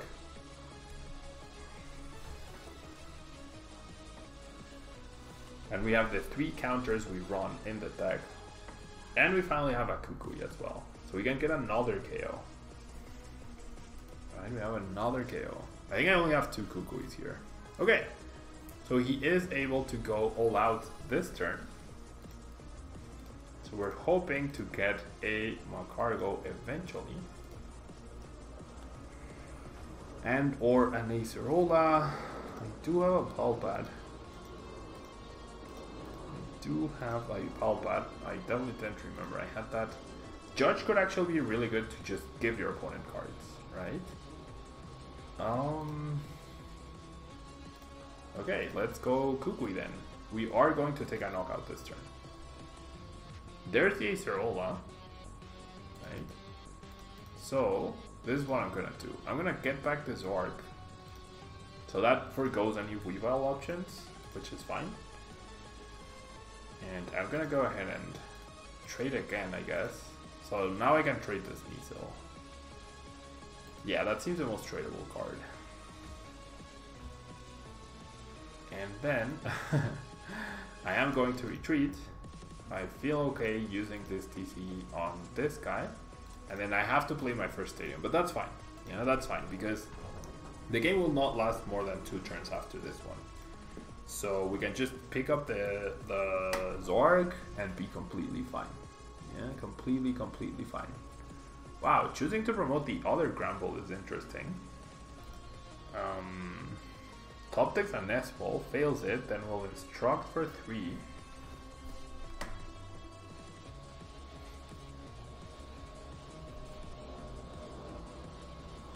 Finds an Energy, will only hit for 130.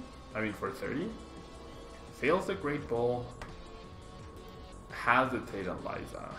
Chooses the Switch effect, will hit for 190. This might be a little bit too late though. This might just be a little bit too late. So here's what I'm gonna do. I'm gonna Acerola the Zoroark with the active. So I have the free switch. I'm gonna promote the Lycanroc.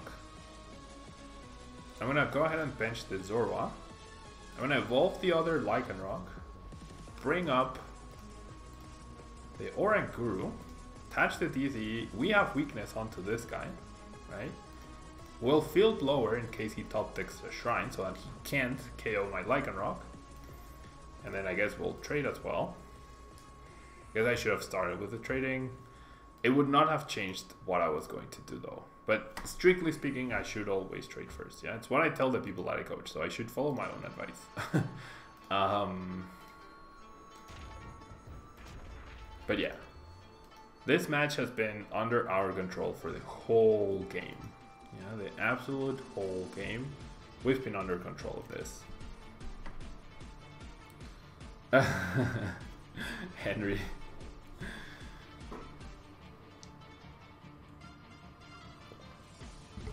Guzma will net my opponent 2 prizes. Actually, no. Oh no, yeah. All out. Oops. However, we have the Kukui to win. Do I think Yao is good in Blacephalon? No, Jedi. I actually... That was the first card I took out. Yeah. That was the first card I took out. Well played, T-Dog. The first card I took out from the list was Kiawe and then Plumeria, and I put in a third Lily, a third Guzma and a second Lily from the Japanese list. And that's all I've changed so far. I haven't made any changes after that. GG, trainer, that was very cool. Sorry that your deck didn't flow very well. This version of Zoroark is probably very well prepared for Granbull, with the Acerolas and the Kukuis and the Pulpad and the Stadiums. So yeah, you finally found a shrine of your last prize, yeah. Okay, so now, Wimpo Squirrel, if you're still here, please, please, please, you just take the loss to baby Sceptile then? Yeah, Wimpo Squirrel, I feel like you do. And now, coincidentally, it's your turn. Because, like, what decks are going to be playing the baby Sceptile? Like, I don't think Sceptile is going to be a major player. Yeah. So, Wimpo Squirrel, if you haven't added me yet, please add me. And if you're ready, let's go ahead and battle. Yeah, because it is your turn.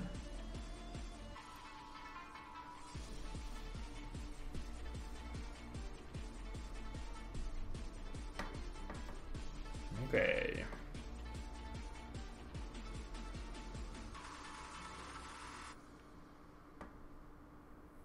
Wimpo Squirrel. Automatry, is that you, I assume? Well, that's you, I assume. So we'll go ahead and battle. If it's not you, please let me know. Daniel, you are... There's still 1, 2, 3, 4, 5, 6, 7 people ahead of you. Yeah, still 7 people ahead of you. Today, so many people wanted to play. Anything you think I could have done better? I mean, Trainer T, I assume your second Slugma was prized, right? I assume your second Slugma was prized. I think in that, like in that matchup, okay, good luck and have fun, Wimpo Squirrel. Yeah, it was prized. Okay, I feel like, especially with that knowledge, it would have been good for you to try and go out of your way to establish 2 more cargos before fully committing to attack, right? Because I know it's very enticing to start attacking as soon as you can. However, I shouldn't be benching that Blizzle. However, especially with that deck and you're facing against that GX deck, you always have the possibility to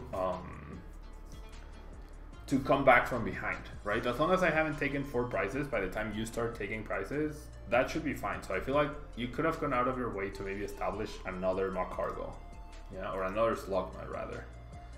Okay, so I'm definitely grabbing an Execute here. And I don't know what I'm up against. So I feel like getting rid of 1 Choice Band would be okay.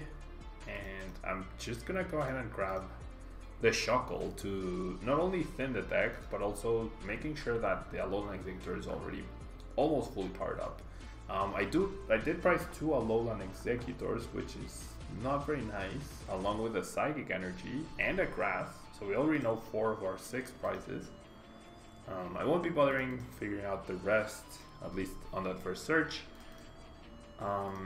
I keep the Lightning because maybe I'll end up attacking with the with the Substrika, though probably not gonna happen.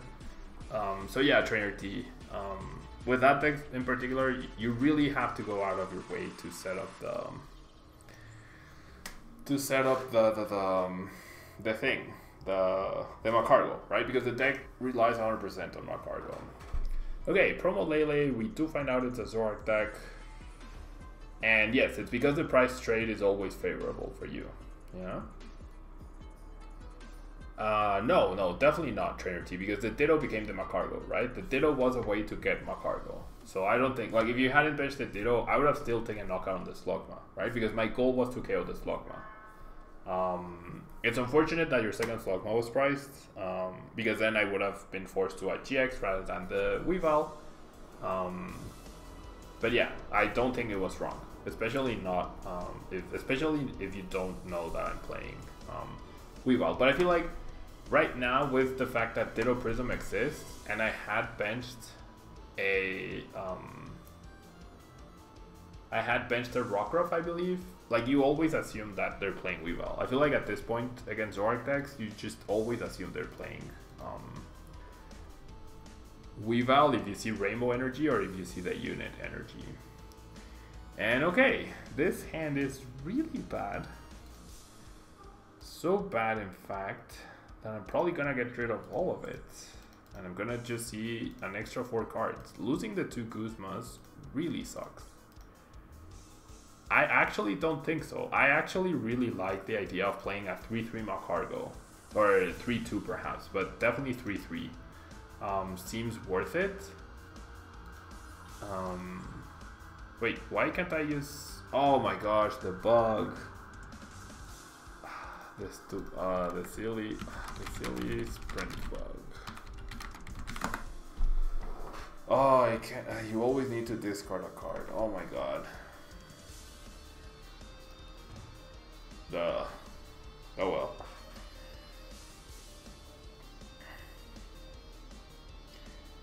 Would I increase Choice Band to 3 in Blacephalon?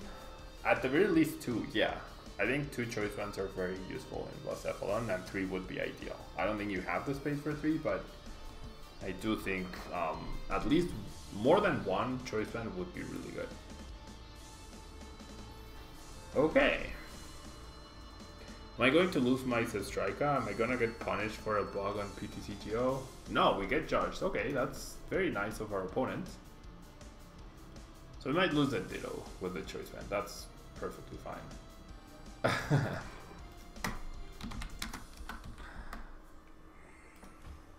Okay. Yeah, so now we have something to discard. That's my opponent. Very well said. It seems like we're gonna just discard everything, right? Seems like we're just gonna go ahead and discard everything. I might even consider discarding the grass, to be honest, because it increases my damage output. And my opponent doesn't find a DCE, so he cannot attack us. And I top deck the Lily. So, going into this, I really need to start attacking. Yeah, so losing that last Guzma is gonna suck though. Well, it's not the last Guzma, I still have 1 Guzma left, but oh well. I really just need this guy. I really need to start attacking. I'm not even getting a KO though, which sucks, but we'll manage. We'll manage. Okay, so my last Guzma really has to count. Really has to count. Miguel Martinez, you wish Lugia GX Malamar deck plus Lugia GX is your favorite. You feel like it's good. It is good. Honestly, the damage, 170 for 4 energy is actually pretty solid. And 200 with a Choice Band, it's solid. Yeah. Especially because you can use DC. The issue is that if you're going to be using DCs, you'd probably rather just run, like, if you're running the GX version of Malamar, you probably don't want to play DCs because, ooh, weakness policy. You probably don't want to run DCEs because there are much better psychic type attackers, right? And if you are running DCEs, there are much better or more powerful non-GX attackers. Yeah, so that's the issue with Lugia GX. Doesn't really quite cut it one way or the other. Okay, so this stretcher, now I feel like until I can get an Executor from the prize cards, I shouldn't use Stretcher on something that's not a Alolan Executor. So I just Lily, and then I'm gonna hit into the Zoroark for 110, very solid amount. The Shrine is still putting in the work. My opponent has not been able to find a Stadium or a Field Blower, which is good. So yeah, Lugia GX, it's an okay card, it's just not the most powerful one for sure. I might do Lugia Malamar just because I know like Lugia GX would draw in the views on YouTube. So I'll probably end up doing that at some point. I believe my opponent clicked Righteous instead of trade. Yeah. Oopsies. Want me to draw a pass to try and fix it? I mean, the Shrine damage I don't think is too impactful. Okay, so he says it's okay. So I'm just gonna go ahead and touch the grass here. And I'll use the netball when this Executor goes down. So yeah, he gets less card advantage, I guess. Not the biggest of deal. Yeah, drop pass means more Shrine damage indeed. We get an Executor and another Shrine, which is awesome. Yeah. Do you think you should have a 2 Shining Lugia and 2 Lugia GX, Miguel? I mean, if you really want to play Lugias, then you would play like Malamar with maybe 8 or 9 basic Psychics, 4 DCs, and then you could play 2 Lugias and 2 Shining Lugias. Just know that it's not going to be better than the pure Psychic or the pure non-GX, yeah? But you can definitely do that, right? You can definitely do that. That's probably the best way to play Lugia, yeah? It's probably the best way to play Lugia right now. Okay, so no more Guzma. Well, we only have 1 Guzma left, which means targeting that Lele is not gonna be something viable. Right? It's not gonna be very viable. There's a DC, there's a Stadium finally. Alone Victor will go down. We do get Cynthia. I mean, my opponent is Cynthia, we don't get Cynthia. And then there's a KO. Okay. So, 60 damage. If we can deal 150, we can KO. However, that's my second choice man as well. So I'm gonna promote the Shuckle so I can retreat, and then I'm dealing 120 damage, right? Blitzel is nice, so I'm definitely gonna Shrine. And then I'm gonna stretch her, and I'm gonna stretch her back. 1 Substrika, 1 Execute, and 1 Executor. That works. And then let's go ahead and evolve.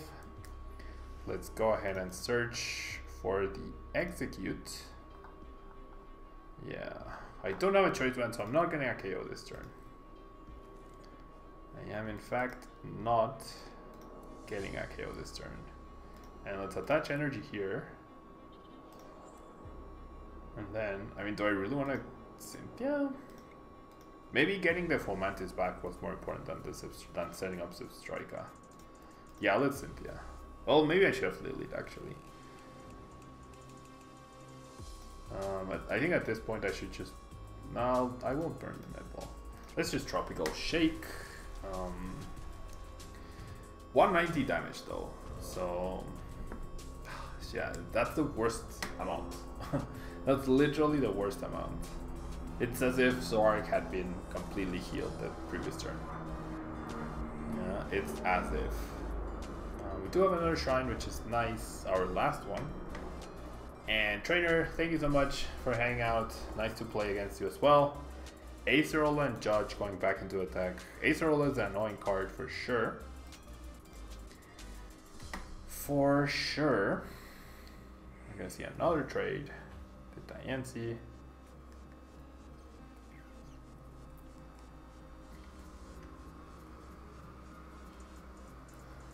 Does my opponent have Guzmas? I feel like my opponent could actually win this game if he focuses on KO, on taking... Like, he can KO 1 Executes, then he can KO Shuckle, he can KO Blitzel, and then he can GX whatever I have left. Which might end up being what he ends up doing. Okay, no, there's a Guzma. There's the Stadium. Okay, 120. Yeah, it's once again. I mean, I guess it's good that he doesn't attack me with that, right? Because he's gonna have to decide which attacker he ends up healing. he ends up Acerolaying, and then the other will probably go down. However, if he just counters my last shrine, that's gonna be bad news for us.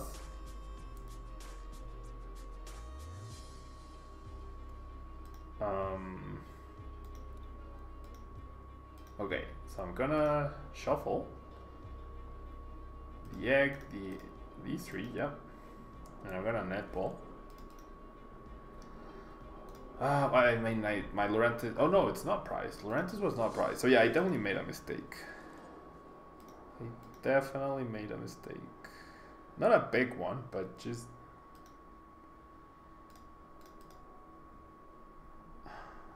My last Guzma is there. My last Guzma is there. So I think no, let's Lily 4/4. There's a Guzma. There is the Guzma. So Tropical Shake, 120, 180 with the Stadium. So we can potentially win next turn actually. If the shrine gets countered, then oh well. If it doesn't get countered, however,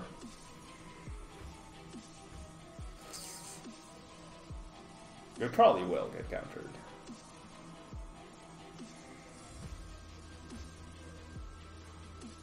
If the shrine doesn't get countered, he's gonna heal the Zoroark.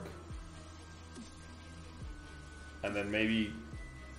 No, he can't Kuzma. And then maybe use Lycanroc to bring up something else, but then if he does that, then he's gonna be exposed with a Grass Weak Pokemon. So then the Kuzma wins us the game. That might be what's going to happen here. He's gonna go after the full Mantis, I feel. No, the Blitzel, okay. I mean, with 6 cards, I'm not interested in setting up a Zipstrika. Does play the Acerola. Does this mean no Stadium though? Oh no, he picks up the Lycanroc. Ditto, Weakness Policy, DCE, Raiches. So the Shrine sticks, which means, okay, he was really concerned about the Guzma on the Lycanroc, but if I actually have a Guzma, then the Lele goes down, right? So it's not about, like, weakness doesn't take precedent there.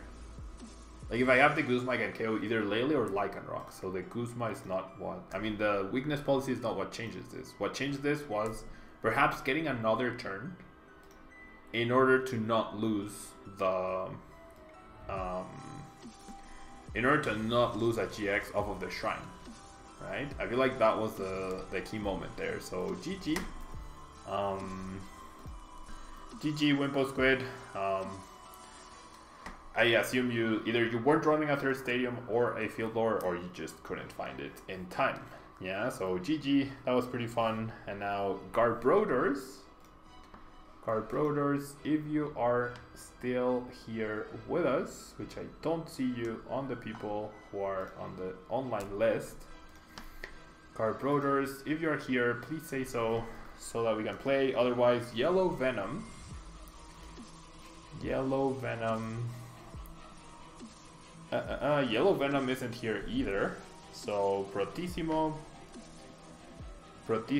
if you are here, yeah, it would be your turn. Yeah, Garbrodors and Yellow Venom, I don't see you on chat. If you are, please say so, so that I can save your turn. Rafa, thank you so much for the 100 bits. Very, very kind of you. Thank you so much for the 100 bits. And yeah, so Protissimo, if you are ready, then send me a challenge, because both Garbrodors and Yellow Venom are not responding. GG Wimpo Squirrel. Oh, so you can't play either, Protissimo? Alex, that's really cool. The Holo Eevee promo. We don't get those at McDonald's here in Mexico. That's really cool that you got the Holo Eevee promo. That's really cool. You have to send me a picture, yeah? And okay, if Protissimo can't play, Omega Scissor, are you still here? No worries, Protissimo, I'm sorry I couldn't get to you in time. Omega Scissor, it will be your turn, yeah? 3 people ahead of you are not here, so Omega Scissor, the list would be Omega Scissor, then Freya, then Kevin, then Kato, and then Daniel, yeah? So sure, stop gaming. Okay. Okay, Omega Scissors. So it's your turn. Let's go ahead and battle. Yeah. Send me, or I'll send you a challenge. Even better. What was the second deck that I used today? Have I used Blacephalon today? I don't think I have. I sent you a challenge, or whichever. Good luck to you as well. Thank you so much. Good luck to you as well. Okay, so we are up against a Zoroark deck, I believe. We are up against a Zoroark deck, I think. Okay.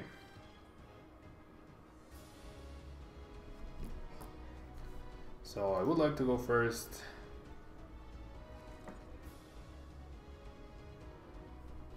And we have a pretty good start. We have a pretty good start. Okay.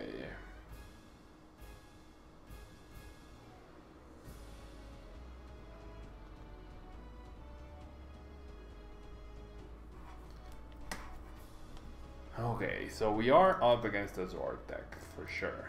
Gonna ultra ball away those two cards. We're gonna set up a Poipole. We do find that 2 Poipoles are indeed prized. That's not great. This is a pen where I write down the people who I've already played with. Gonna Lily. And I'm definitely gonna ultra ball these 2 cards. Wait, I didn't attach energy? Oh my god, that was very silly. I could have sworn I had already attached. Oops.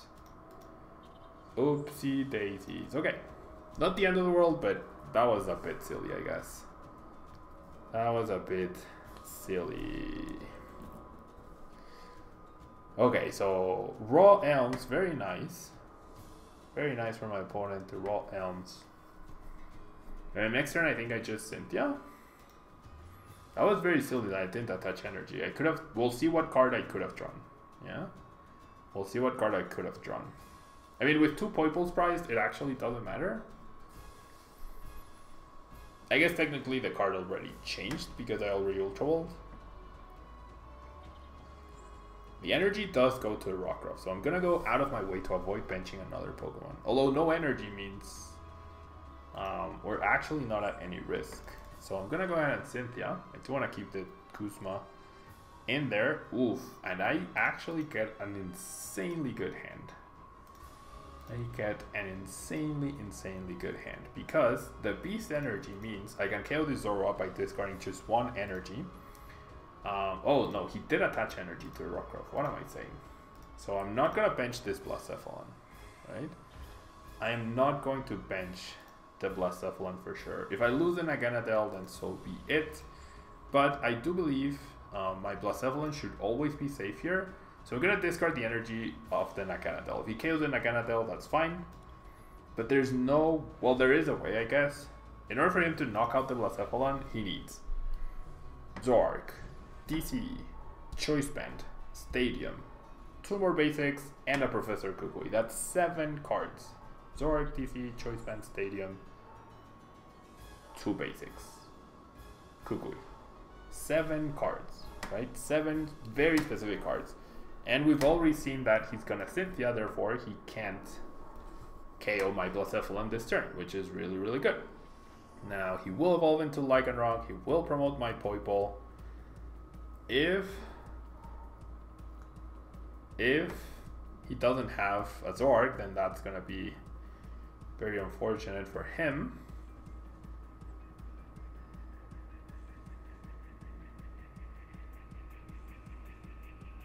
I assume, yeah, he was deciding who to retreat to. Okay, so we do have the Guzma, and I can KO the Lycanroc. Is that the best play though? I don't think so. I actually do not think so, because the Lycanroc is not an immediate threat. It would only be a threat if I decide to commit the Blacephalon and the Poipole down, yeah? Which is also another play. So I can take 2 prizes on the Lycanroc, delay him quite a bit, and then my play afterwards would be, I would really need to find B-strings, yeah? To really guarantee the game. So maybe I do go for it. Yeah, maybe I do go for it. Kevin, solo queda una persona antes que tú. So yeah, I'm gonna commit to KOing the Lycanroc this turn. Yeah, I'm not sure it's the best way to go about this, because I'm gonna be stripped out of energy, but that's okay, because I will still be able to take a prize next turn, right? Thanks to my GX move. So I actually don't mind this at all. I actually don't mind this at all. Right? All I'm doing is like, I'm getting ahead in prizes, I am deck thinning, I'm gonna be able to side steer a bunch of energy away, which is good for Naganatel. And then I have 2 turns in which I can find B-strings, right? This upcoming turn and then the turn afterwards. We do get judged, that's fine. 4 random cards for my opponent versus 4 random cards for new random cards. Okay. So Stadium, definitely gonna Acrobat here. Oh, interesting. Interesting. Everyone says GG. I believe this is GG because I'm actually gonna keep the energy here. Yeah. Okay, so my opponent decides to concede. That energy means I GX, yeah? And then that's all I do. And then he attaches, GXs, my Blacephalon gets a knockout, and then I go B-string, B-string, KO the Lycanroc for game, yeah? So GG Omega Scissors, sorry your deck didn't run too well, yeah? We could do a redo, yeah. That was a pretty quick game. We can do a redo, yeah? I'm okay with that, with doing a redo. I'll send you a challenge again, yeah? That was a pretty poor draw for you. Yeah, so we'll do a redo Omega Scissor, Freya, and then it's your turn. Yeah? Sorry about the delay, but I feel like that game merited a redo. Yeah? Hopefully it's better. Yeah, no matter what happens this game, you're up next, Freya. Okay? So I'll let Omega Scissor go first. Yeah? Because it's not a best of 3. Technically it could be. Jedi, you caught me. Not starting Blacephalon is one of this deck's weaknesses for sure. Right? It's definitely one of the deck's weaknesses. Table 1 is your new Pokemon. Okay, so my opponent starts the Ditto. Immediately attaches energy to Rockruff before the Elms.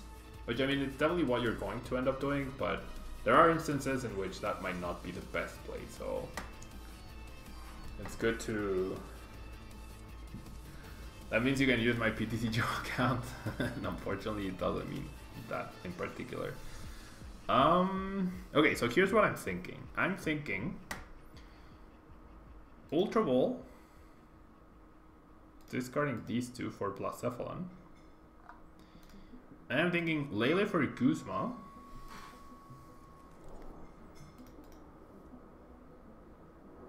And then GXing here.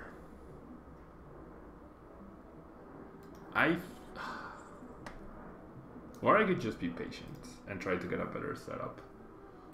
What's a better play here? Probably being patient. Yeah, as long as I don't overbench, we should be okay. As long as my opponent doesn't have like an insanely good hand of DC, Lycanroc, Kuzma, should be fine.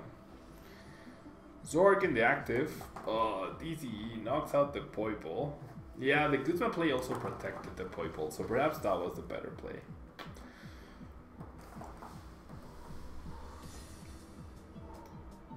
Perhaps that was the better play. Okay, he did have a pretty broken follow-up hand. He did indeed have a pretty broken follow-up hand. So broken that now the possibility of GX attack plus, not GX attack, Kukui plus Choice Band plus Stadium is actually very viable. Or not very viable, very likely, Okay, so we just got wrecked here. Well, not completely wrecked, but you know what I mean. Next card, Naganadel, that just adds insult to injury. I'm gonna go ahead and attach, and then I'm gonna side tier everything, right? I'm gonna Sightseer all 4 cards. I need to establish 2 Poipoles this turn ideally. Doesn't seem like that's going to happen. Well, 1 Poipole I guess is better than 0. 2 Poipoles is better than... yeah, I can't establish... I can only establish 1 Poipole. And I might need that for a Lele next turn, because my hand is also dead.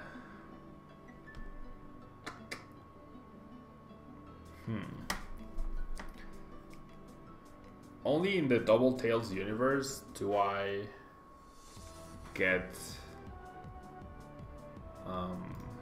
I think I have to go for it. And not bench the Blacephalon. In a Double Tails universe, I can KO the Zoroark, right? Next turn. But there's the first turn, so never mind. So I definitely can't KO next turn. The confusion is kind of useful to delay him, but it doesn't seem very likely that I'm gonna win. Yeah. Indeed, Omega Zero. I mean, I'm technically not breaking, but I kinda am. Okay, we're gonna see an Ultra Wall. My opponent can't just beat me, right? But I don't think benching Blacephalon means I just don't lose, right? But it's not how I win the game. I need him to whiff DC and the combo to knock me out as well. I need him to flip tails.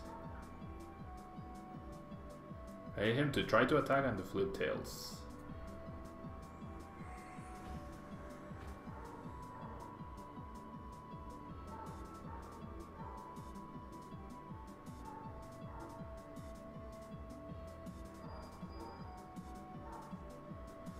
Hey, Cerola. I mean, that means we survive, right? That means we survive, and I think I'm just gonna confuse again. Probably.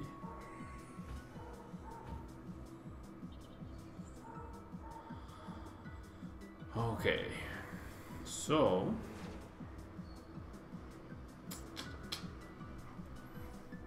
okay, I'll definitely use that first. I mean, now I have that. So I will Poipole. My opponent didn't counter the stadium, so I could have established that Poipole the turn before, but then maybe my opponent would have been able to get a KO. So I'm gonna establish a second Poipole. Yeah. Now I don't care about the GX move.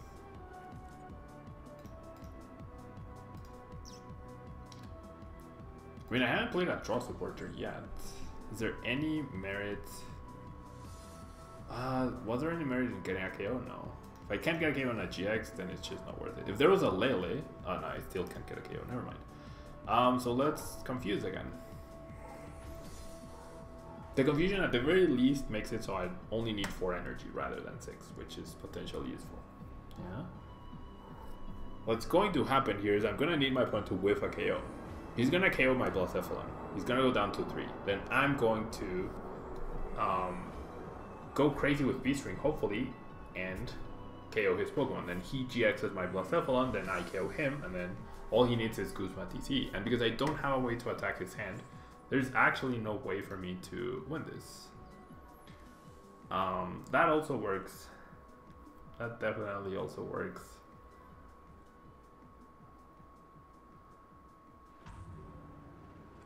That definitely also works.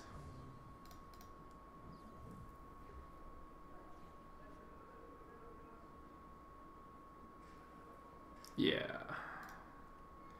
To say I'm in trouble... yeah, there's no way I win this game. It's basically whoever gets the first 2 prizes wins. And he will be able to GX my active, right?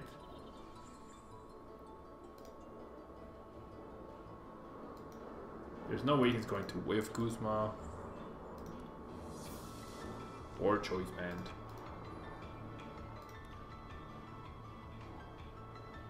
Wow, I only have sights here.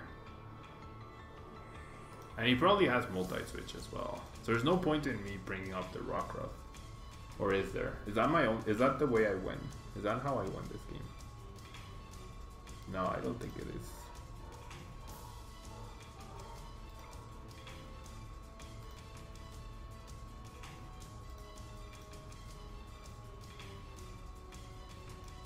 And I didn't even find... I should have played the sides here. But I didn't even find another B-string, so... Yeah, there was no way to win this game. There was absolutely no way to win this game.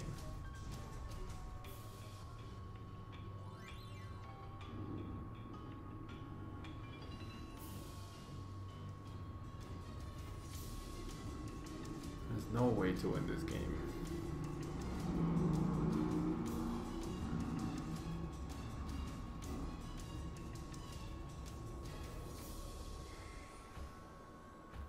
Wait, what?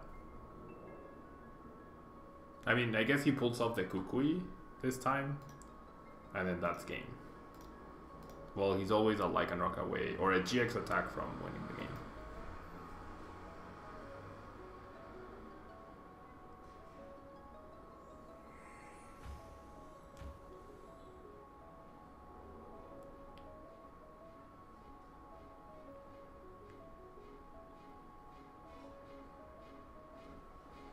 Yeah. Yeah, he KOs that. Now without B-string. Yeah, the other energy on Lycanroc, that seals it. That 100% seals it. Because now I can't... Like, if I had Guzma KO on the Lycanroc, which I don't even have that. But if I had that, then maybe I have a chance. If for some reason he's not playing the Kukui Choice Band Stadium combo, which we haven't seen any Stadium yet, actually. And I could have pulled it off. With the top deck. I could have pulled it off with the top deck. So yeah, we'll make it close, but it's not really close. Right? Oh, and my other neck. Wait, what? I priced 2 Naganadels? I actually priced 2 Naganadels. So yeah. I'm just gonna burst GX. There's no way to win this game. Absolutely no way. We failed too far behind too. Our start was just very underwhelming. It shouldn't have been, but I feel like this deck, if you don't start Blacephalon, it becomes a very, very difficult time. And there's the combo. Yeah, there's the combo.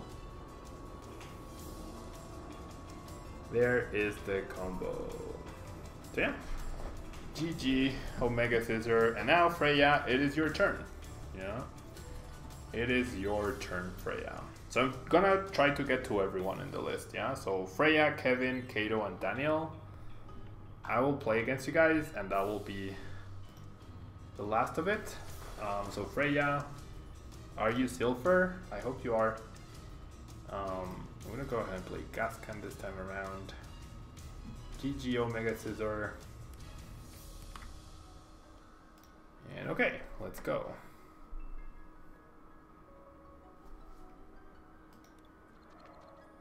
Yeah, right?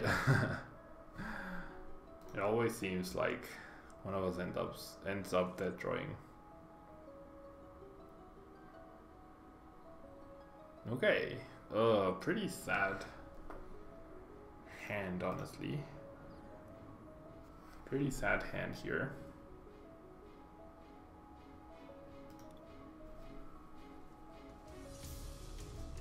Okay, that kind of fixes it. Right. And we see a Coco up front. That is probably very bad news because we started the Necrozma. So I'm gonna go ahead and search for the Inkay.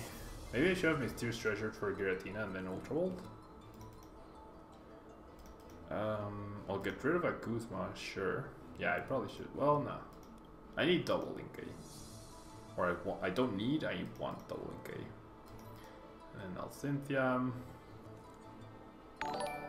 And Azul, wow, thank you so much for the host. Very kind of you. Welcome, guys. Thank you so much for the host, Azul. Very, very kind of you. That's a lot of people. That's a lot of people. Thank you so much. So, welcome, guys. What was Azul playing? What was Azul playing earlier? I didn't get to catch his stream before I started mine. So, what was Azul playing? Okay, Fire Energy and a Tapu Koko up front. Is this Blacephalon? Energy to the active and Cynthia. We don't know what we're up against. White Kyurem. Okay. White Kyurem is pretty good. It relies too much on Arceus, but White Kyurem is pretty good. And then we just see a pass. Jeez. Okay, so I actually have a chance to win this game here. Right? I have a chance to win this game, and I'm gonna try and go for it. I need to draw an energy.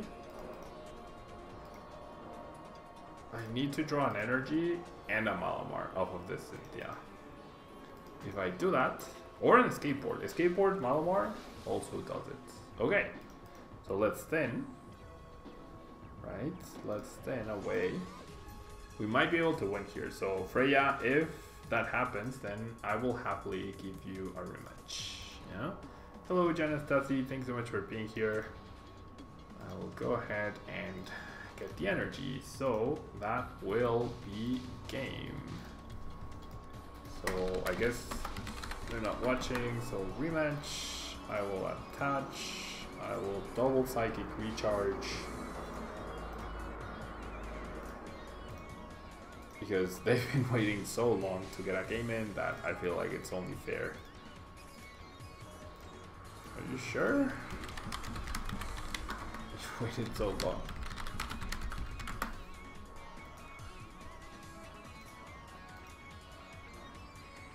Okay, so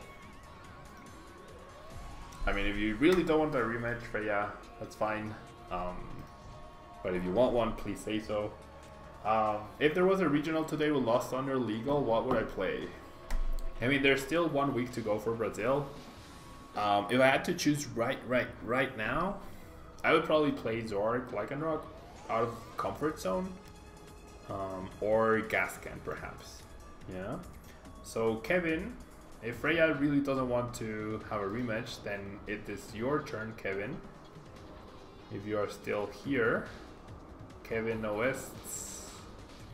If you're still here, it is your turn to battle. I guess I'll send you the challenge. So yeah, I feel like that's what I would probably play, Janastasi, but well, one of those two. Why Gascan? Because I feel like Gascan is really good in terms of it can adapt to beat, like it has a chance to beat everything, right? Against non-GX decks, you have Deoxys, Mimikyu, Giratina. Against GX decks, you have the big attacks from Malamar and Dawnwing's Necrozma. You have Marshadow and Chimecho to deal with Zoroark. So it's a very adaptable and workable deck. Yeah, its worst matchup is probably Alolan Executor. That is probably its worst matchup. Gascan with Giratina, yes. So playing Giratina in Gascan. Only one copy, but playing Giratina in Gascan. Okay, so Kevin decides to send the challenge back. And then Zoroark is the same, right? Zoroark can adapt, and it can be very unpredictable, and it can just... Bradini, thanks so much for the follow. It can adapt, and it can just do a lot of... it can adapt to every opponent, yeah? Depending on what stage 1s you use, especially now with Ditto, like, it can definitely adapt, and it ends up being a very malleable deck that ends up being really good, yeah? With the extra consistency of the trades. Yeah. Okay, so we do top deck and Ultra Ball. We are up against probably Vespiquen, Sceptile stuff. So Zoroark gets wrecked by Blacephalon? Not quite. Like, it doesn't get wrecked. It's not the best matchup, but I wouldn't say it gets wrecked. Yeah, I would say it's a pretty even matchup, depending on what stage 1 Zoroark is using. Now, we did price double Alolan Vulpix here, so that is bad news. That is 100% bad news. I'm gonna go ahead and Cynthia. I do have escape boards for this Tapu Lele, and I do find it, which is really cool. What does the attack do? Search your deck for up to 3 Komi and put them onto your bench. Okay, Gengar, thank you so much for the follow. And then I'm gonna go ahead and retreat in case my opponent's playing Field Blower. I doubt it, but they might be. Okay. And hello RTV Grazer, thank you so much for watching. We're playing viewer battles today. Yeah, we are playing viewer battles. So that's what's going on today. Okay, so we're gonna see an Ultra Ball for a Trico.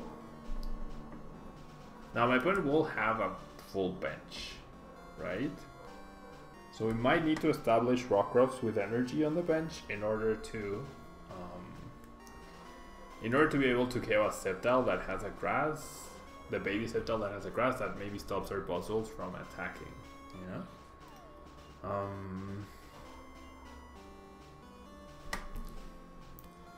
Okay.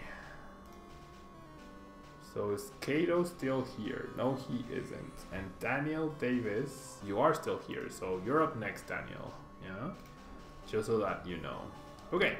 So since Alola Ninetales would be really good in this matchup, how do I price 2 Vulpixes? That's really silly. Okay, I'm gonna discard 1 Ninetales. And now I'm choosing to keep the Lily, because I really want to keep the other energy just in case. Yeah. So I'll draw the 5. And then let's go Jet Punch. And Jet Punch a Trico. Puts more pressure on him evolving the Trico. Once he does, I can Kuzma KO it. I do find the Vulpix. That's a really good prize. It's a really, really good prize to get. Enthusiasm energy on the combi, choice band. Vespiquen is going to be very difficult to deal with for sure. Very, very difficult to deal with. Ultra Ball probably for the Grovyle, right? The Grovyle finds him Vespiquen. So the question is, how many... He's already lost 2 rescue stretchers, which is good news for us. There's a 3rd rescue stretcher. And so what's the last card? Lily? Yeah, Lily. Okay, it's like I'm a magician. Really well that he chooses not to Sunshine Grace until after he plays a Lily, because that way if he gets a basic, he just grabs Vespiquen with Sunshine Grace. If he gets Vespiquen, then he grabs a basic, right? But if he waits, that's the best way to go about it, yeah? You would have thought that maybe getting the Pokemon out first is better because you thin, but in this situation... Okay, and he immediately concedes, so I will give him a rematch for sure. I will give him a rematch because that definitely... that game lasted 2 turns, right? I assume he had his 2nd Trico prize, probably. I feel like you do need more than 8 basics, though. He needs, like... Well, I don't know what basics he plays, but... Would Free Retreat Vulpix be better in this deck? Doesn't need Beacon as bad as setup decks, and you like using Jet Punch Sledge early. Yes, Trick Roar, but Beacon sets you up so nicely though. Like if you go 2nd and you Beacon, like you can get Lele. It helps you get out of dead draw situations, yeah. And the deck is already playing Skateboards and Kuzma, so the Free Retreat is nice, but it's also not super important. I feel like having the option to Beacon is actually very nice. For example, in this hand, right? Perfect example. Absolutely perfect example of how you actually kind of do want a Beacon, right? In order to have Beacon for the option, right? It's not about like how often you use Beacon. It's all about, and look, 3 mulligans didn't even fix my hand. It's not about how often you Beacon. It's about like having the option to Beacon, yeah. And Gengar, how do you get in line for a battle? Unfortunately, I've been online for almost 3 hours, yeah, and I will be this, and then Daniel Davis will be the last people online in the line, yeah. I've been playing quite a while against different people, so this will probably be this, and the next one will definitely, not probably, definitely be the last matches, yeah. Okay, so I can't KO the Fomantis, right? I am going to Beacon, So I feel like I just grab a Rockruff off of the Brooklets. And then I do want to focus on the... I mean, there is merit to just applying pressure though, right? There is merit to just applying pressure and hoping to top deck out of this. So let me think. Vulpix guarantees I don't dead draw. It's tempting to pressure though, but I feel like the right way to go about this is to Beacon. And then I'll grab a Lele for sure. And I'm not gonna grab a Ninetales, I'm gonna grab another Vulpix. I do have counter gain, yes. Yeah, okay, so difficult decision. Yeah. But I do feel like I really need to not dead draw to win this game. Yeah. If I'm going to win this game, rather, I really need to not dead draw. So we're gonna see an Ultra Ball for the Grovyle. Does discard a basic, right? A single Sudowoodo, like if Vespiquen ends up being really, really good, a single Sudowoodo just makes Vespiquen completely unviable. Okay. So there's a combi. And then we're gonna see a Synthesis. So now I can pick off the combi, right? And I have a much more stable late game. So the Beacon definitely worth it, I feel. And the 30 will go to the Grovyle for sure. Okay, so I am evolving and bringing up the combi, right? That's step number 1. Step number 2 is escape for the active. Step number 3 is benching the Vulpix. Step number 4 is Lele for Cynthia, because I would really like to find an energy here. I mean, technically Lysia would be guaranteed energy, but then I would be back to dead drawing. Yeah. And unfortunately next week, Henry, thanks for letting Gengar know. Next week I'm going to Brazil. Well, not unfortunately. Very cool. I'm going to Brazil next. Maybe I attached this here. I am going to Brazil next Wednesday, so I will definitely not be here on maybe I attack the Fomantis. Yeah, let's attack the Fomantis. I will not be here next Friday, yeah, but the Friday afterwards for sure. Yeah, the Friday afterwards for sure. Okay, we got an Ultra Ball, which can get us the Ninetales, though I don't see how that's too useful. I do have a Guzma, which is nice. Right? The Guzma is nice to just chase another combi. Would have been interesting.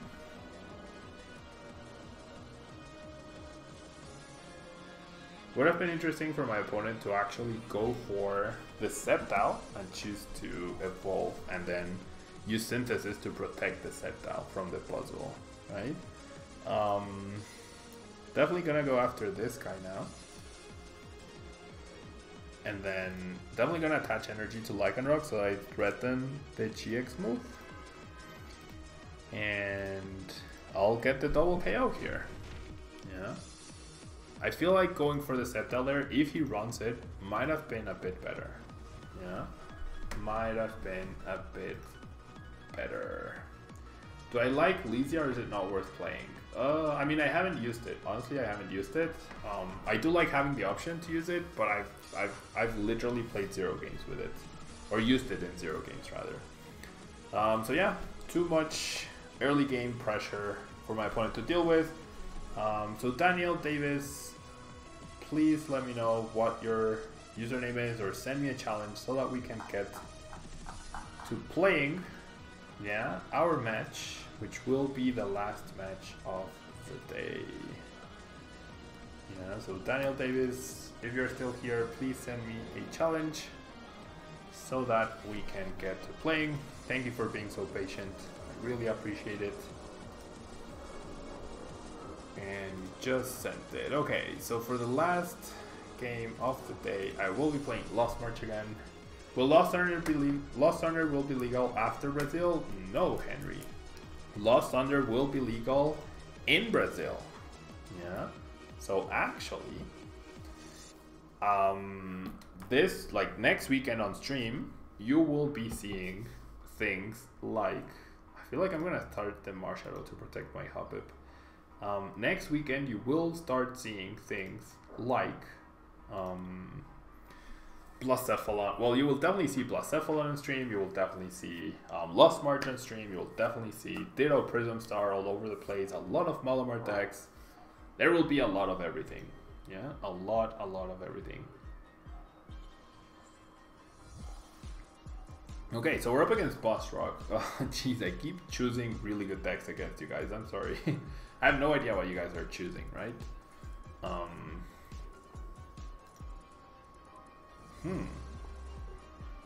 Decides to Guzma up the Hoppip, which I like. Right, I do like that decision, actually. So we're gonna go ahead and Elms for 1 Natu and double Hoppip. I feel that's good. Well, maybe triple Hoppip actually, because if I really want a Natu, yeah, triple Hoppip is much better. Triple Hoppip is much better, I feel. Losing the Hoppip sucks, so I might choose to save it with a Netball. Lo siento, Kevin. Siento que robarlas tan mal. Okay, so do I save the Hoppip or not? I only have 3 Skiplums, so that... No, I have 4 Skiplums.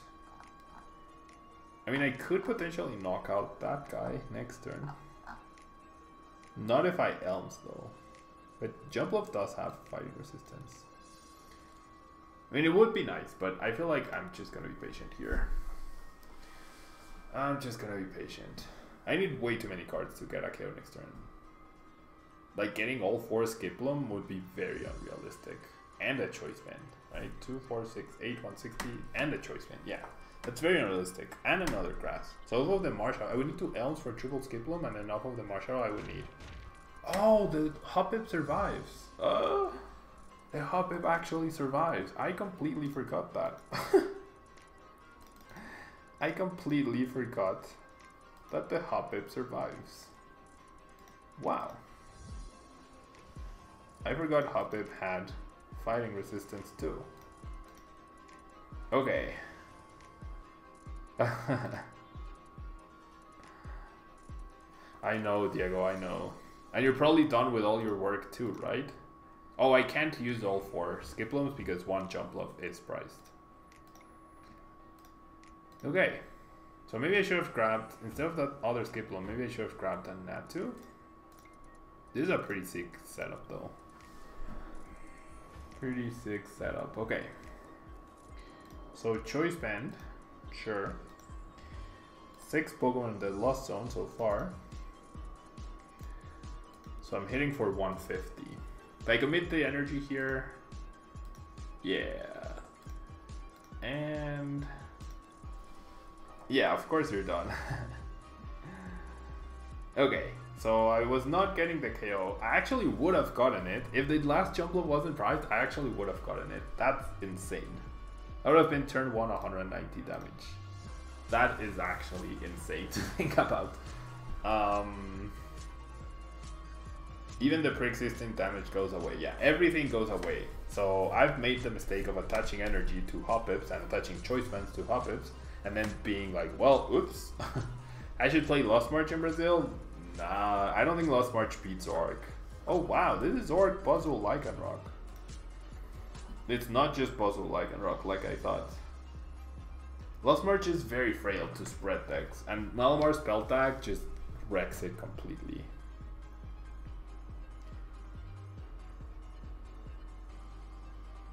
He was drawing dead. That's okay, one hit lol. That's okay. Because if I create an advantage for... Like, I'm playing to win, right? I'm playing to win the game. I don't want my opponent to dead draw. I'm playing to my strategy. I'm playing to win. And I had a chance to potentially get a knockout. Just see more cards overall. I feel like it was an okay decision. Yeah. Okay, so definitely using Ultra Ball here. Getting rid of these two. And I feel like I'm going to use the Trumbeak. Or grab the Trumbeak rather. And I'm going to try... Well, I'm definitely going to use the ability. Right? Can you guys see the mouse? Yeah, you can. Okay, so this is the sweet spot. Or somewhere, there you go. Yeah, so even if your bench is full, there is actually a sweet spot in which you can... Oh, so he had Kukui for knockout and Hoppip the previous turn. See? Okay, the DC is nice. For our upcoming Natu, potentially. I didn't know either until it survived. Okay, so Baby Buzz is gonna take over now. Now I can Rescue Stretcher back the Jumpluff into the deck, and then if I find the Skiploom, I can finally get those extra Pokemon in there. But yeah, as I was saying, when I first played Lost March, I thought there was a bug that didn't let you play Trumbeak unless you had space on your bench. But there's actually a sweet spot, which is around here, right where the mouse is, where you can play the Trumbeak, and it lets you do that. And I believe someone pointed out to me. I think it was during a coaching session that someone pointed out to me, so I really appreciate it. Here comes Skill Ring. P-String Skill Ring. Okay. So Jumpluff is a gunner for sure, right? And then if I can get a Natu off of the Lost Blender, perhaps I can get a knockout on the Buzzwole, thanks to the DCs I have on the Guzma. Otherwise, like, I'd be okay trading against the Buzzwole. Yeah, this feels like a horrible matchup for Buzzwole for sure. All non-GX attackers, I'm choosing to use Marshadow instead of Tapu Lele, right? So I never have a 2-price liability. And then choice bands, are they important? 1, 2, 3, 4, 5, 6, 7, 8, 9. I would have 9 pull in the Lost Zone. Yeah, I can get rid of the choice band, I feel. And the other Lost Blender. I'm gonna give myself one chance to Lost Blender into something. I get another Lost Blender. Okay, if I whiff energy here though, that's pretty bad. So do I Lost Blender the 2 Guzmas now then? Or 1 Guzma, 1 DC, I think is a good middle ground. Okay, we get the Jumpluff that we literally just put back into the deck. Oh my gosh. Okay, so we get a Grass. And we keep getting back the Jumpluff. That's not nice, Jumpluff. That's not nice. So let's use the damaged Jumpluff, right? Does it matter? I don't think it matters. Let's just use Jumpluff. We'll get a knockout. And Henry, you believe a lot of players will be playing Blacephalon and Malamar Giratina in Brazil. I wholeheartedly agree with that statement. We get a Natu, we have the DC. That's a pretty good card to get. No way to put that Jumpluff back into the deck for now though. So we won't be able to Lost Zone these guys. But yeah, Buzzwole comes up. Therefore, Buzzwole is going down to Natu. This cute little Natu. Yeah, this cute little Natu is gonna go munch.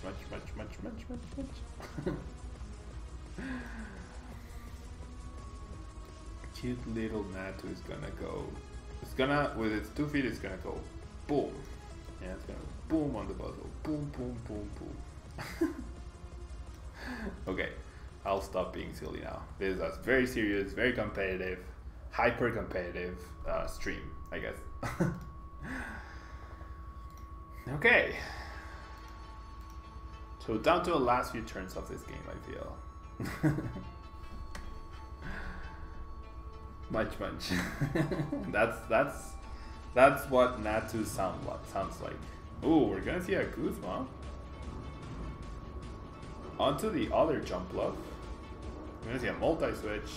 So the Lycanroc will bring up the Jumpluff, right? That's a good move by my opponent because that potentially prevents me from taking 2 prizes. I'm glad you are laughing, Diego. Oh, he corners us.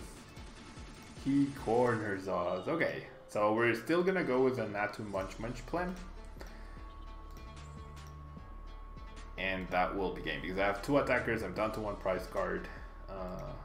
Unless he gets Lycanroc, knocks out the Jumpluff, then I need to find a Grass Energy in order to win this game. So I'm sorry about the bad draws, and at least Natu got to munch on the puzzle that it wanted. I'm sorry I chose that deck, but I can't know what you guys are going to choose. Yeah, someone was playing Zoroark when I chose puzzle. Now you're playing Busrock when I chose Lost March. Really sorry about that. There's no way for me to choose a deck that I know will have an advantage against you guys. Yeah, so that will be all for today's stream. We got 1, 2, 3, 4, 5, 6, 7, 8, 9, 10, 11, 12, 13 different games in, which is really cool. Some more than that because we had some rematches. And yeah, thank you guys so much for watching. I really appreciate it. If you are watching on YouTube, if I did upload this to YouTube, don't forget to leave a like. It really helps out the channel. Really appreciate the support, guys. That will be all for me today. Have a great weekend. I definitely won't be streaming tomorrow. I have a league challenge, and Sunday will be a rest day. And then next week, I probably won't be able to stream on Monday because I'm super busy with coaching. I will probably be able to stream on Tuesday, however. And if I'm feeling like it, maybe a morning stream on Wednesday before I go to Brazil. Probably not, but definitely at least Tuesday. Yeah, I'll see you guys on Tuesday. And yeah, thank you so much for hanging out today. Wish me luck in Brazil, and I will see you on Tuesday. It does seem like Lost March was made to beat Busrock indeed. Thank you so much, guys, and until next time. Bye-bye.